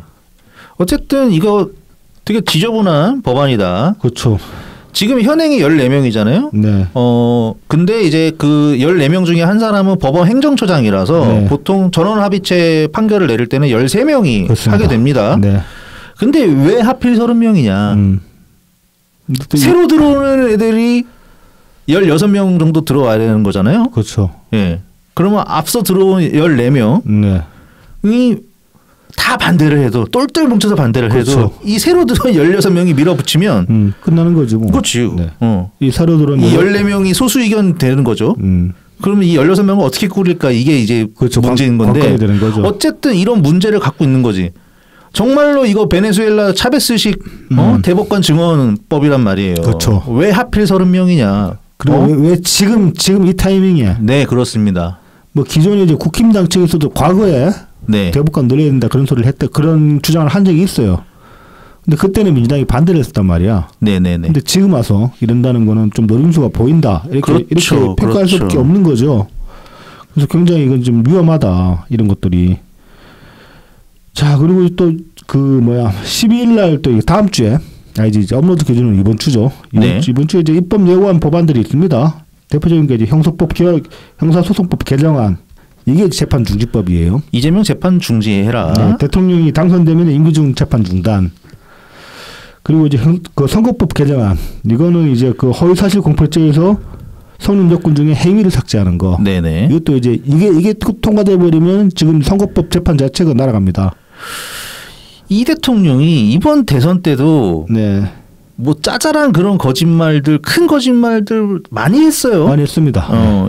지금도 한두 개는 몇 개는 진짜 걸어도 될 것 같은 네네. 그런 것들이 있었어요. 네. 자, 그래서 이제 이와 관련해 가지고 지금 이제 백총이랑 김배현님께서 이제 추진 중인 게 있죠. 네. 이제 그 방탄 저지를 위한 소송 해가지고 지금 이제 앞서 말씀드린 이재명 면서법이랑 재판 중지법 두 가지 관해서 그래서 이제 효력 정지를 위해서 일단 헌법 소원도 걸고 그다음에 그리고 가처분? 네, 가처분까지 동시에 신청하는 신청하는 그걸 프로젝트를 추진 중이고 이와 관련해 가지고 지금 아직까지 열려 있을 겁니다. 구글 폼으로 이제 이 신청 소송인단 모집을 받고 있습니다. 네. 그래서 저희도 이제 업로드하면서 요 구글 폼 링크를 걸어놓도록 합시다. 네. 이거는 지금 우리가 할 수 있는 일이잖아요. 그렇습니다. 그리고 이게 뭐 가능성이 높건 낮건 해보긴 해봐야 될 것 같아요. 이거는 진짜로. 네네. 이 법안 통과되면 뭐 단순히 이제 이재명 방탄으로 끝나는 게 아니라 이것 자체로 헌정 질서 심각하게 파괴되는 겁니다. 유전무죄 유전무죄 무전유죄 옛날에 그런 얘기 있었잖아. 네네. 이제는 유권무죄 유권무죄 무권유죄 이렇게 된 거야. 권력 있으면 다 무죄가 되는 거야. 이래 버리면은. 이게 그 투표일 좀 며칠 전에 네. 유시민이 그 얘기를 했어. 네. 이번은 그냥 이기는 게 아니라 네. 압도적인 차이로 이겨야 된다고. 네. 그래야지 압도적인 차이로 이기지 않으면 법원에서 네. 이재명 유죄 때려가지고 선거법 같은 거 유죄 때려가지고 또 논란을 만든단 말이야. 네. 이게 대통령 자격이 있니 없니.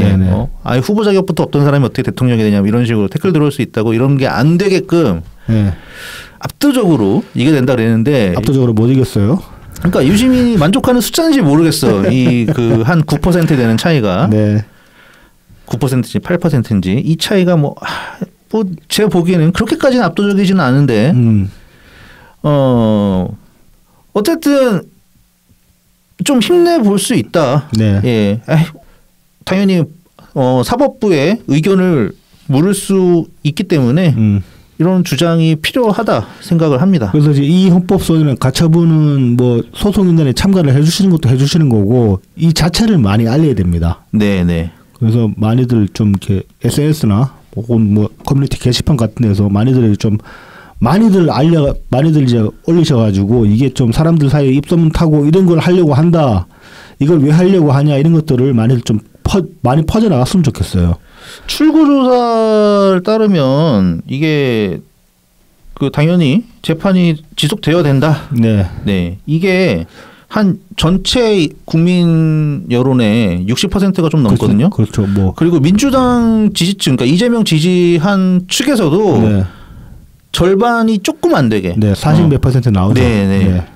그 정도 나옵니다. 자, 뭐 그러니까 이제 그 여론조사를 봐도 결국은 이번 선거는 비상계엄에 대한 심판이긴 했지만은 이걸 이재명에 대한 온전한 지지로 보기는 힘들다는 거예요. 선거 결과 자체가. 그렇습니다. 이게 그러니까 이명박 때랑 비슷한 거예요. 네. 이명박이 정동영이 워낙 지지부진해가지고 네네. 상당히 한 500만 표 차인가 하여튼 굉장히 그렇죠. 큰 표 압도적으로 차이로 이겼죠 그때는. 예, 이명박이 대통령이 됐었는데 네. 그렇다고 뭐 야 4대강 해?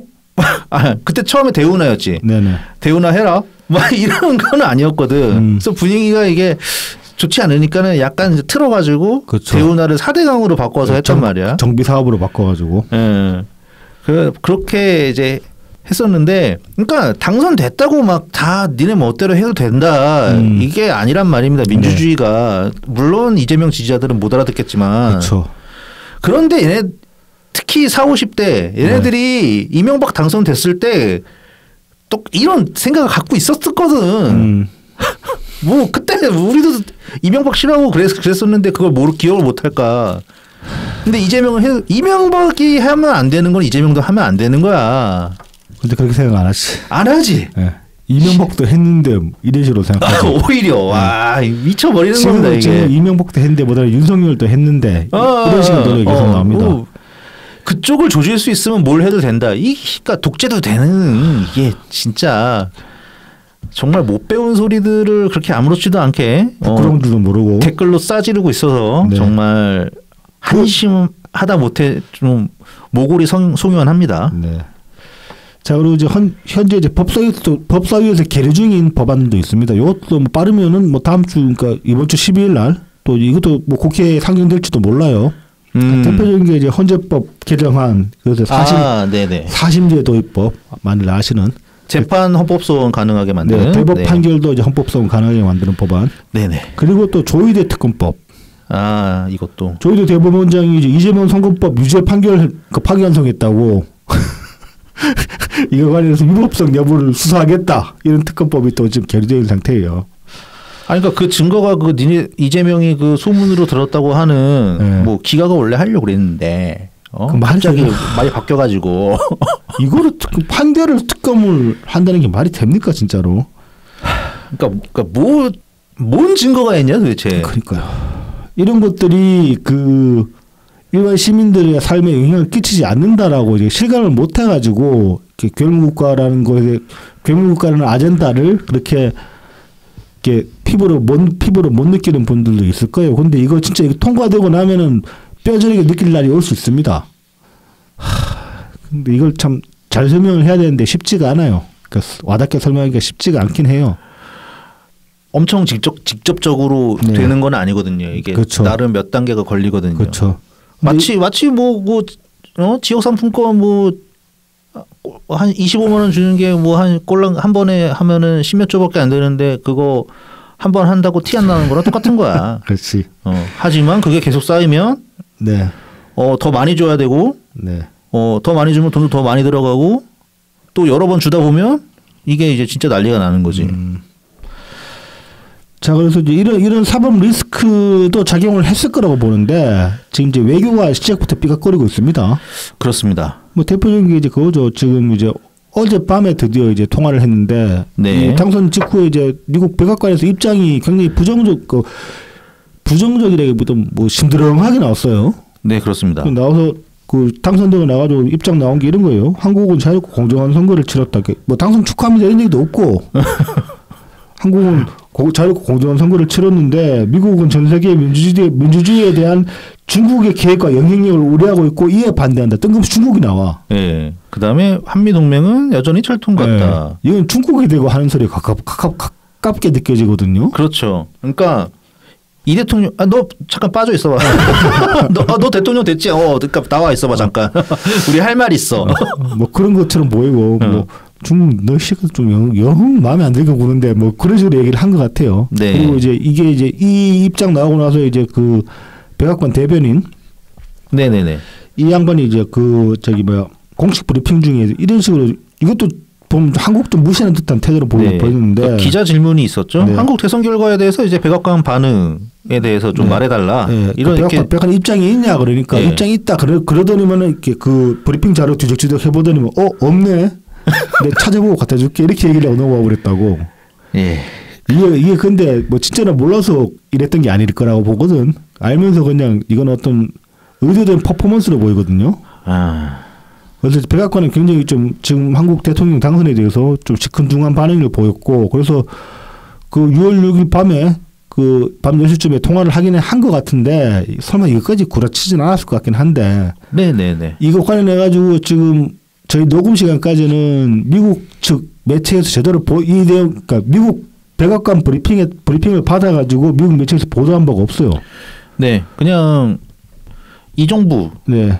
이 정부 대통령실에서 나온 내용이 전부예요. 네, 이재명실이라고 누가 그러던데. 그래서 사실상 그냥 뭐 별다른 거 없고 그냥 뭐 당선 축하하네 뭐 그 정도 하고 끝난 거 아닌가. 그리고 뭐 암살. 네. 너도 당해봤지만 나도 당해봤다. 뭐 그런 얘기했다고. 그다음에 우리 골프 한번 칩시다. 네. 그 알맹이 없는 얘기들 뭐 오간 게 아닌가 뭐 그렇게 보입니다. 그리고 뭐 한번 뭐 미국으로 부르겠다고 했다죠. 네. 그리고 이제 그 G7에서 G7 초청국에서 제외된 거 아니냐 그런 얘기가 나왔었는데 이건 지금 녹음 직전에 다시 보도가 떴어요. 예, 뭐 받았다는. 네, G7 초청됐다. 예, 이재명실에서는 받았다. 우리. 그나마 그 말이 근데 이것도 좀 확인을 해봐야 될 것 같긴 한데 어쨌든 지금 뭐 대통령실이 구라치지는 않을 이런 것까지 구라치지는 않겠지라고 생각을 해서 초청을 받았다면 이건 그나마 다행입니다. 왜냐하면 윤석열 정부 작년이었나? 2023년인데 이때 초청 못 받았거든. 예, 못 받았죠. 그래서 이제 그런 점에서 보면 그나마 다행이다라고 볼 수 있는 부분이 있고 그리고 또 이제 6월 24일 날 25일 날 나토 정상회의가 있거든요. 이거는 이제 일단 나토 측에서는 당연히 초청해야 된다. 당연히 초청하겠다 이렇게 이제 입장이 나온 상태인데 여기서는 좀 골 때리는 게 민주당 권들 있잖아. 민주당 내부에 네. 운동권 출신들 참석 안 해야 된다. 오히려. 네. 중국이 반중 반로로 비칠 수 있다는 소리를 냈어요. 이게 얼마나 철없는 소리냐면은 나토는 우리나라 경제하고도 연결이 됩니다. 왜냐하면은 이재명이 대선 기간 동안에 얘기했던 것 중에 하나가 K 방산의 중요성을 언급을 했거든요. 네, 그렇죠. K 방산도 밀어주어가지고 우리 그 새로운 수출 어떤 장르로 개척을 해야 된다, 시장을 넓혀야 된다 이렇게 얘기를 했어요. 그 말은 맞아요. 근데 이 K 방산이 지금 이제 그 동안에는 어떤 그 제3세계에 좀 팔렸어요. 그러니까 미국 무기 사기 힘든 국가들. 네네. 그런데 또 중국제는 신뢰를 못 하겠으니까, 그리고 러시아제는 또 러시아도 은근히 무기 까다롭게 팔거든.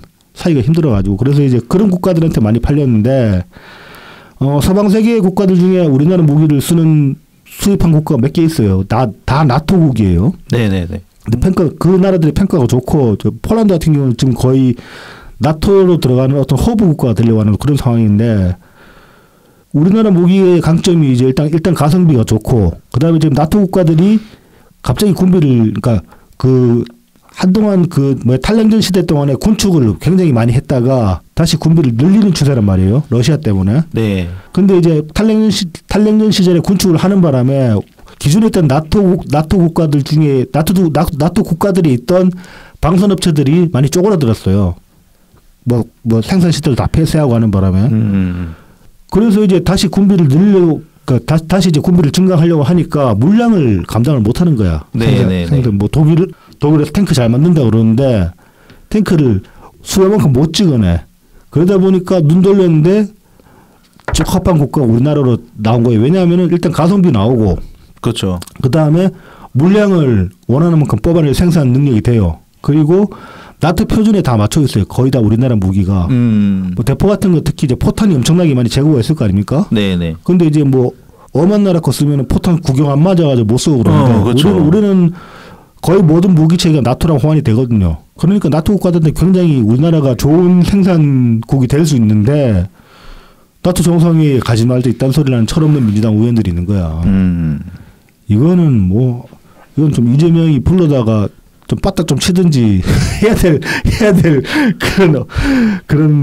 그런 발언이라고 할 수 있습니다. 이런 건 빨리 정리되겠죠. 네. 자, 이 와중에 이제 외교 실패 아니냐라는 지적들이 나오면서 이제 요 기사를 가지고 이제 많은 분들이 좀 인용을 하셨는데, 이건 좀 짚어봐야 될 것 가지고 짚어봐야 된다 싶어가지고 이제 가져왔는데, 네. 6월 5일 이제 미국 재무부의 의회 보고서 그 주요 교역 대상국의 거시경제 및 환율 정책이라는 보고서가 나왔는데, 여기에 따르면은 한국, 중국, 일본, 싱가포르, 대만, 베트남, 독일, 아일랜드, 스위스 등 8개 나라를 환율 관찰 대상국으로 지정을 했다, 이런 기사가 나왔어요. 네네. 이거 가지고 이재명이 또 외교 실패해서 이런 거 아니냐, 이재명이 지금 찍혀서 이런 거 아니냐, 이제 이런 식의 지적들이 나왔는데, 이 환율 관찰 대상국이라는 게 이제 미국이랑 교역하는 나라들, 그러니까 미국 무역 상대국들의 이제 환율을 살펴가지고 미국 손해보게 하면 안 된다, 그런 취지로 이제 나온 개념이고, 이게 2016년부터 시작됐거든요. 네. 여기서 보면 이제 이 지정 요건이 크게 세 가지인데, 하나는 이제 미국을 상대로 연간 무역 흑자 150억 달러 이상을 내고 있는 나라. 두 번째는 국내 총생산 대비 경상수지 흑자 비율이 3% 이상인 나라. 네네. 그리고 세 번째는 12개월 중 최소한 8개월간 달러를 순매수하고 그 금액이 GDP의 2% 이상인 경우. 세 가지 중에 두 가지만 해당이 되면은 환율 관찰 대상국이 되고, 세 가지 다 충족되면은 심층 분석 대상국이 됩니다. 네네. 그러니까 환율 관찰 대상국으로 지정되면은 그냥 재무부가 좀 들여다본다, 이 수준이고, 심층 대상이 되어버리면은 미국 정부가 직접적으로 태클을 걸겠다, 이렇게 되는 거거든요. 근데 이제 이거는 사실 지금 이례적인 게 아닙니다. 왜냐하면 2016년부터 시작됐다 그랬잖아요. 네. 우리나라는 거의 계속 환율 대상국이었어요. 그렇죠. 대미 무역 흑자가. 네. 그렇죠. 흑자를 계속 받기 때문에 환율 관찰 대상국으로 계속 있다가 23년 11월에 한번 제외된 적이 있어요. 그랬다가 다시 작년 11월에 다시 재지정됐고, 그 정권 바뀌고 다시 또 재지정이 된 거예요. 네네. 그래서 요것만 가지고는 이 정부가 딱히 못해가지고 외교를 못해서 네네네네. 안 덮어서도 될 걸 덮었었다, 이런 식으로 이제 말을 할 수는 없습니다. 그래서 이거 가지고 이 정부 일 못한다라고 하는 건 억까다, 그렇게 이제 말씀을 드릴 수 있겠네요. 일단은 7월 정도에 마무리가 될 관세 협상, 그렇죠. 이거를 아마 두고 봐야겠죠. 네. 네. 지금 이제 김현정이 네. 5월달인가 미국 한번 갔다 오면서 엄청 유세를 떨었단 말입니다. 그랬었죠. 다 준비하는 것처럼. 근데 지금 관세 협상도 지금 일단 일주일 더 미뤄달라. 뭐 국내 사정 감안해서 대선 기간 일주일 빼달라 이런 얘기를 했다죠. 결정을 했고 그리고 그 지금 트럼프와 통화도 이렇게 이제 지지부진했고 그다음 미국 그 백악관 입장도 저런 걸 보면은 뭐 김정일 한 게 뭐 있냐 그래가지고 일단 그런 지적이 필요할 수 없다.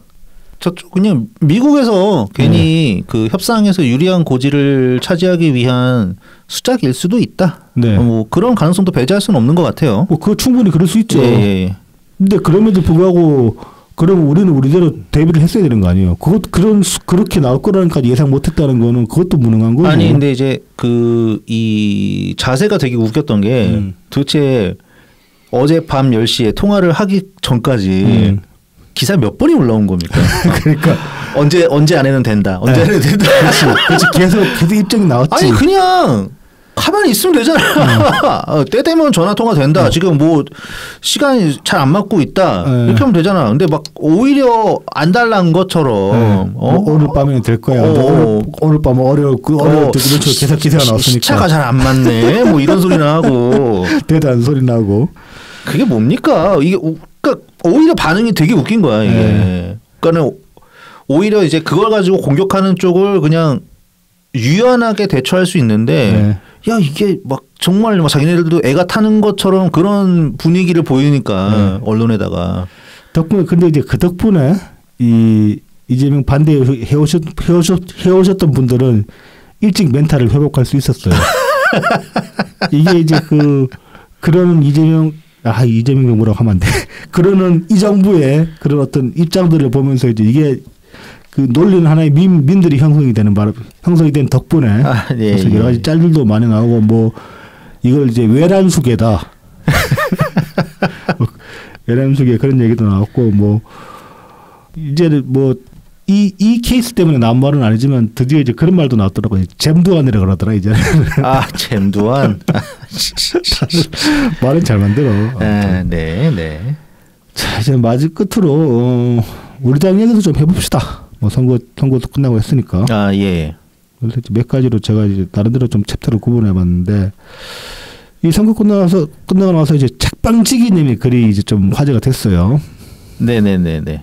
이제 뭐 전 정부. 네. 책방지기님의 글을 뭐 보면은 뭐 정치가 사람을 황폐하게 만드는 것을 많이 봐왔다. 그러면서 이제 뭐 옛 동지들이 이렇게 뭐 생각이 달라지면서 이렇게 좀 처음에는 이제 따로 떨어져 나갈 때 차이가 그래도 크지 않아서 이해할 면이 있었는데 점점 그 차이가 벌어지면서 돌아올 수 없는 강을 건너더라. 그러면서 뭐 노무현 정신 내세우고 있는데 노무현 정신 위배하고 있다. 뭐 그런 얘기까지 하셨어요. 네, 그러면서도 노무현 정신을 말하죠. 이거 그러니까 우리 들으라는 얘기거든요. 근데 참 그래요. 이 말씀이. 그러니까 이거는 좀 우리한테 직접적으로 대고하는 험담이라 가지고 굳이 저는 이 책방지기님 그냥 지우고 살았기 때문에 제 머릿속에서 지워지는 꽤 됐기 때문에 굳이 언급하고 싶지는 않았지만은 직접적으로 대고 하는 말이라고 생각이 됐기 때문에 좀 말씀을 드려보자면은 정치가 사람을 황폐하게 만든다고 하는데 이거 제가 SNS 썼던 글이긴 합니다만은 정치가 사람을 황폐하게 만든다. 뭐 맞습니다. 사람을 황폐하게 만들죠.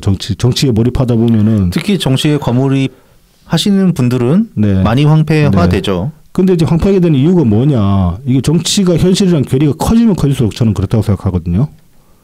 그러니까 정치에 몰입하는 게 어떤 정치에서 이상을 쫓기 때문에 정치에 몰입을 할 수 있는 거잖아요. 네. 근데 이제 그 이상과 현실의 괴리가 커지면 커질수록 사람이 황폐해지기 마련이고 정치가 현실과 괴리가 커지는 거는 결국 정치인들이 잘못하기 때문에 그런 거거든요. 네. 특히 뭐냐. 사람들이 정치인에서 이상을 찾는 거는 그 정치인이 원칙을 말할 때 그 말들을 새겨 들으면서 거기서 이상을 찾아 나가는 거거든요. 근데 정치인이 스스로 원칙을 훼손을 해버리면은 그만큼 현실과 괴리가 생기는 거예요. 그래서 이제 결국 정치 때문에 사람이 황폐해지는 거는 정치인이 원칙을 훼손했기 때문이다. 이렇게 말을 할 수 있다고 봅니다. 그런데 이 책방지기님은 과연 그러면은 해오셨던 말씀들 그 원칙을 얼마나 지키셨는가 그 좀 돌아보셔야 되지 않겠어요?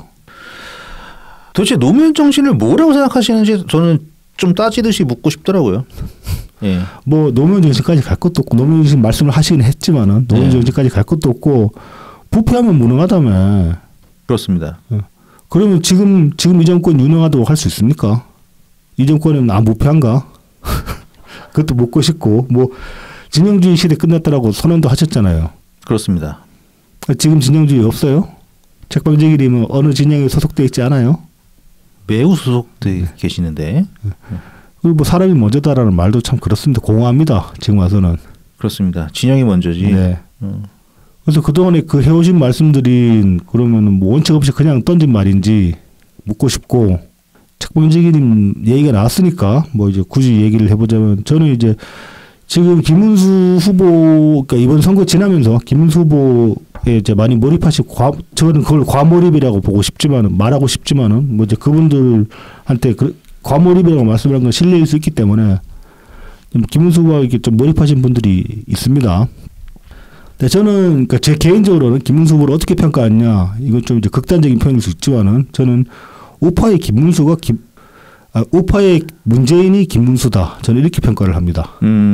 어떤 그러니까 좀 닮은 지점이 있다는 거죠? 그러니까 이제 어떤 점에서 그러냐면은 일단 뭐 개인 인간 한 사람으로 봤을 땐 뭐 두 분 다 충분히 존경할 만한 면이 있습니다. 그죠? 네네. 그리고 이제 또 다른 공통점이 뭐냐? 제가 보기에 두 분 다 정치 철학이 없거나 정치 철학의 깊이가 얕다라고 저는 그렇게 봅니다. 정치 철학이라는 게 어떤 그 이상을 정치로 구해내는 기준이라고 저는 생각을 하거든요. 그래서 이제 그런 점에서 보면은 그 책방지기님 같은 경우는 저는 이분 정치 철학이 뭐였을까 좀 많이 궁금합니다. 앞서 말씀하신 노무현 영신 말씀하시는데 노무현 영신이랑 과연 이분의 행보가 다 들어맞았는가? 뭐 우리는 이제 그런 얘기 많이 하잖아요. 노무현 대통령님 살아 계셨으면 이재명 같은 거 저렇게 활개치게 놔두지 않았을 거다 그런 말씀 하시잖아. 네. 그 관점에서 봐도 대체 이분 정치 철학이 뭐였는가? 그 좀 의문을 갖지 않을 수 없고 김문수 후보 같은 경우도 뭐 이제 많이 치명적으로 얘기하시는 그 정광훈과의 어떤 얼마간의 연대 네. 그런 것들은 굉장히 치명적입니다, 사실. 네네. 그래서 이제 그런 행보들을 보면은 이 양반도 뚜렷한 어떤 원칙 같은 게 없었던 거 아닌가, 부족했던 거 아닌가, 아니면 깊이가 얕았던 거 아닌가, 그런 식의 의문을 갖게 됩니다. 그래서 이제 그런 점으로 볼 때 김문수는 우파의 문재인이다.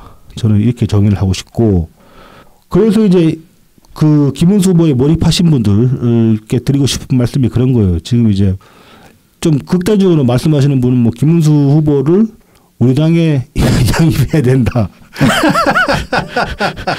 그런 말씀하시는 분도 있고, 아니면은 이제 뭐 우리 당이랑 한나라당이 합쳐야 돼. 국민 합의 한나라당이 나와 국민의힘이랑 합쳐야 된다. 그런 말씀하시는 분들, 합당? 네, 그런 말씀까지 하시는 분도 제가 봤는데, 네네. 뭐 그분도 그런 말씀하시는 분들이 개인적으로 뭐 우리 당을 탈당을 해가지고 국힘에 입당을 하신다거나 김문수 후보 지지자가 되신다거나 그런 것들은 뭐 제가 뭐라고 할 수 없는 거잖아요. 네. 생각이 바뀌어서 그렇게 할 수 있는 거죠. 충분히 그럴 수 있는 거예요. 근데 이걸 당 차원으로 얘기하는 건 다른 문제라고 생각합니다. 우리 당의 어떤 정신 혹은 이제 사실 우리 당 당원 그래봤자 이낙연 지지자랑 거의 동의어잖아요. 네. 이낙연 지지자가 가질 수 있는 정치 철학이랑 김문수 후보는 달라요. 원칙이 많이 달라요. 맞습니다. 김문수 후보 뭐 예. 최근에도 하셨던 말씀 중에 뭐 저기 이승만, 박정희, 뭐 이승만 국부로 거의 이제 뭐 그렇게 국부 같은 그런 얘기 하시고 그랬는데 저는 그거 수용 못 합니다. 저랑 세계관이 다른 거고 원칙이 다른 거고 정치 철학이 다른 거예요, 그거는. 그러니까 연대를 얼마든지 할 수 있어요. 그렇죠. 이번처럼. 연대와 합당은 매우 다른 거죠. 네. 하지만 정체성이 다른데 어떻게 합당을 합니까? 이건 말이 안 되는 소리예요. 그러니까 그렇게 말씀하시는 분 개인적으로는 정체성이 동일화됐을 수도 있어요. 그거는 존중할 수 있다고. 근데 합당하자. 김문수를 우리 당 사람으로 끌어들이자. 이건 다른 차원의 문제가 되는 겁니다. 그런 점에서 보면 그분은 어쩌면은 스스로의 정체성을 잃어버린 거일 수도 있는 거예요. 그 점에서는. 네네. 그래서 좀 각자 내가 누군가, 그러니까 지금 이 정치판에서 내가 누군가, 우리가 누군가, 우리 당이 누군가, 그거 다시 한번 좀 그러니까 다시 한번 중심 잡아야 될 때가 됐다. 왜냐하면 선거하면서 너무 많이 과몰입하고 너무 많이 이렇게 선을 넘어버린 분들이 제 눈에 좀 보이거든요. 네, 그렇습니다. 이게 우리 당이 아마 제일 처음 점검해야 될 것은 뭐 당헌이라던가 이제 당의 정강 정책, 네네. 이거를 다시 한번 되짚어봐야 되지 않나. 네. 왜냐면은 확고히 해야지 다음에 또 뭐 국민의힘이라든가 아니면 다른 그렇죠. 외부 세력과 연대를 할 때 이게 중요해지는 거거든요. 그렇죠. 그냥 지금 이제 선거 끝났으니까 지금 이제 그냥 이 정부 시대가 됐잖아. 네. 이 정부 시대가 됐기 때문에 그거는 이제 그렇게 된 거고 챕터가 바뀌었으니까 네. 어떠한 관계를 이제 외부 세력과 맺어 나갈 것이냐. 네. 그리고 그래야지 거기 그 가운데서 우리가 어떤 정치를 할 것이냐의 방향이 잡히거든요. 그렇죠. 당장 내년 이제 지방선거라던가 이런 데서도 만약에 선거연대가 있을 것이냐 그런 것도 그렇고 뭐가 이제 손발이 맞아야 되는 거거든요. 네. 그러니까는 지금 또 있다가 나가신 분들도 제법 있잖아요. 그렇죠. 그러니까는 지금 이제 남은 사람들은 이제 어떤 입장인지 서로의 의견을 모아서 다시 한번 개론적으로 그러니까 개괄적인 큰 방향이 맞다면은 강론은이라도 다시 한번 짜맞춰야 된다. 짜맞춰야 되지 않냐. 네. 그런 생각을 해봅니다. 거기에 있어서 당연히 저는 총리님도 큰 역할을 하셔야 된다고 생각을 하고 네.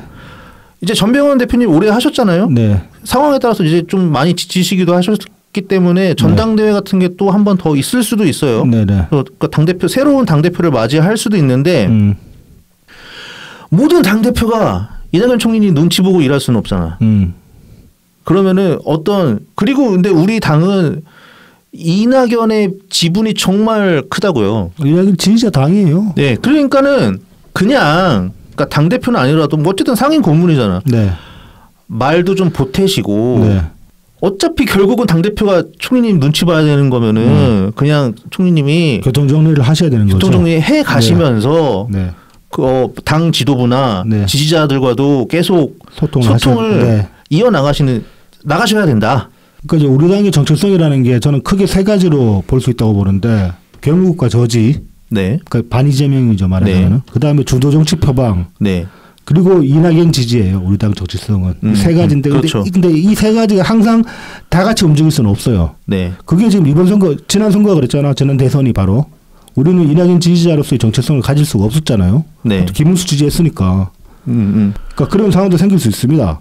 그런데 어떤 상황이 오더라도 결국은 이제 말씀하신 것처럼 우리 당의 중심은 총리님일 수밖에 없어요. 그게 우리 당 정체성이에요. 그거는 부인할 수가 없습니다. 그러면 문제가 될 수 있는 게 뭐냐면 우리 당이 팬덤 정치가 돼버리는 거 아니냐. 네네네. 근데 저는 팬덤 정치가 진영 정치의 거의 동의어라고 보는. 아이고 시간이 다 됐네. 네네.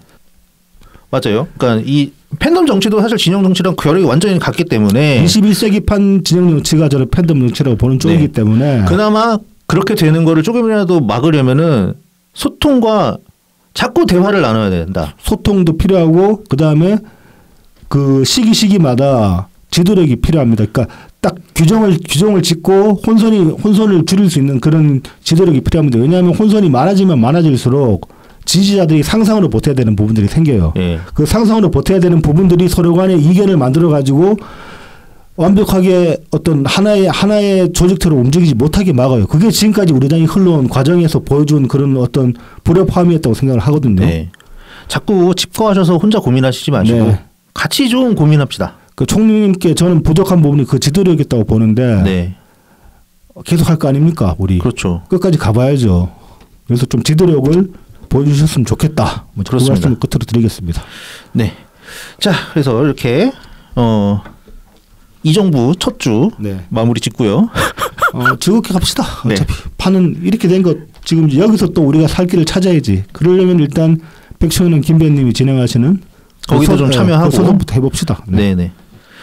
자, 그럼 다음 주에 다시 찾아뵙겠습니다. 감사합니다. 감사합니다.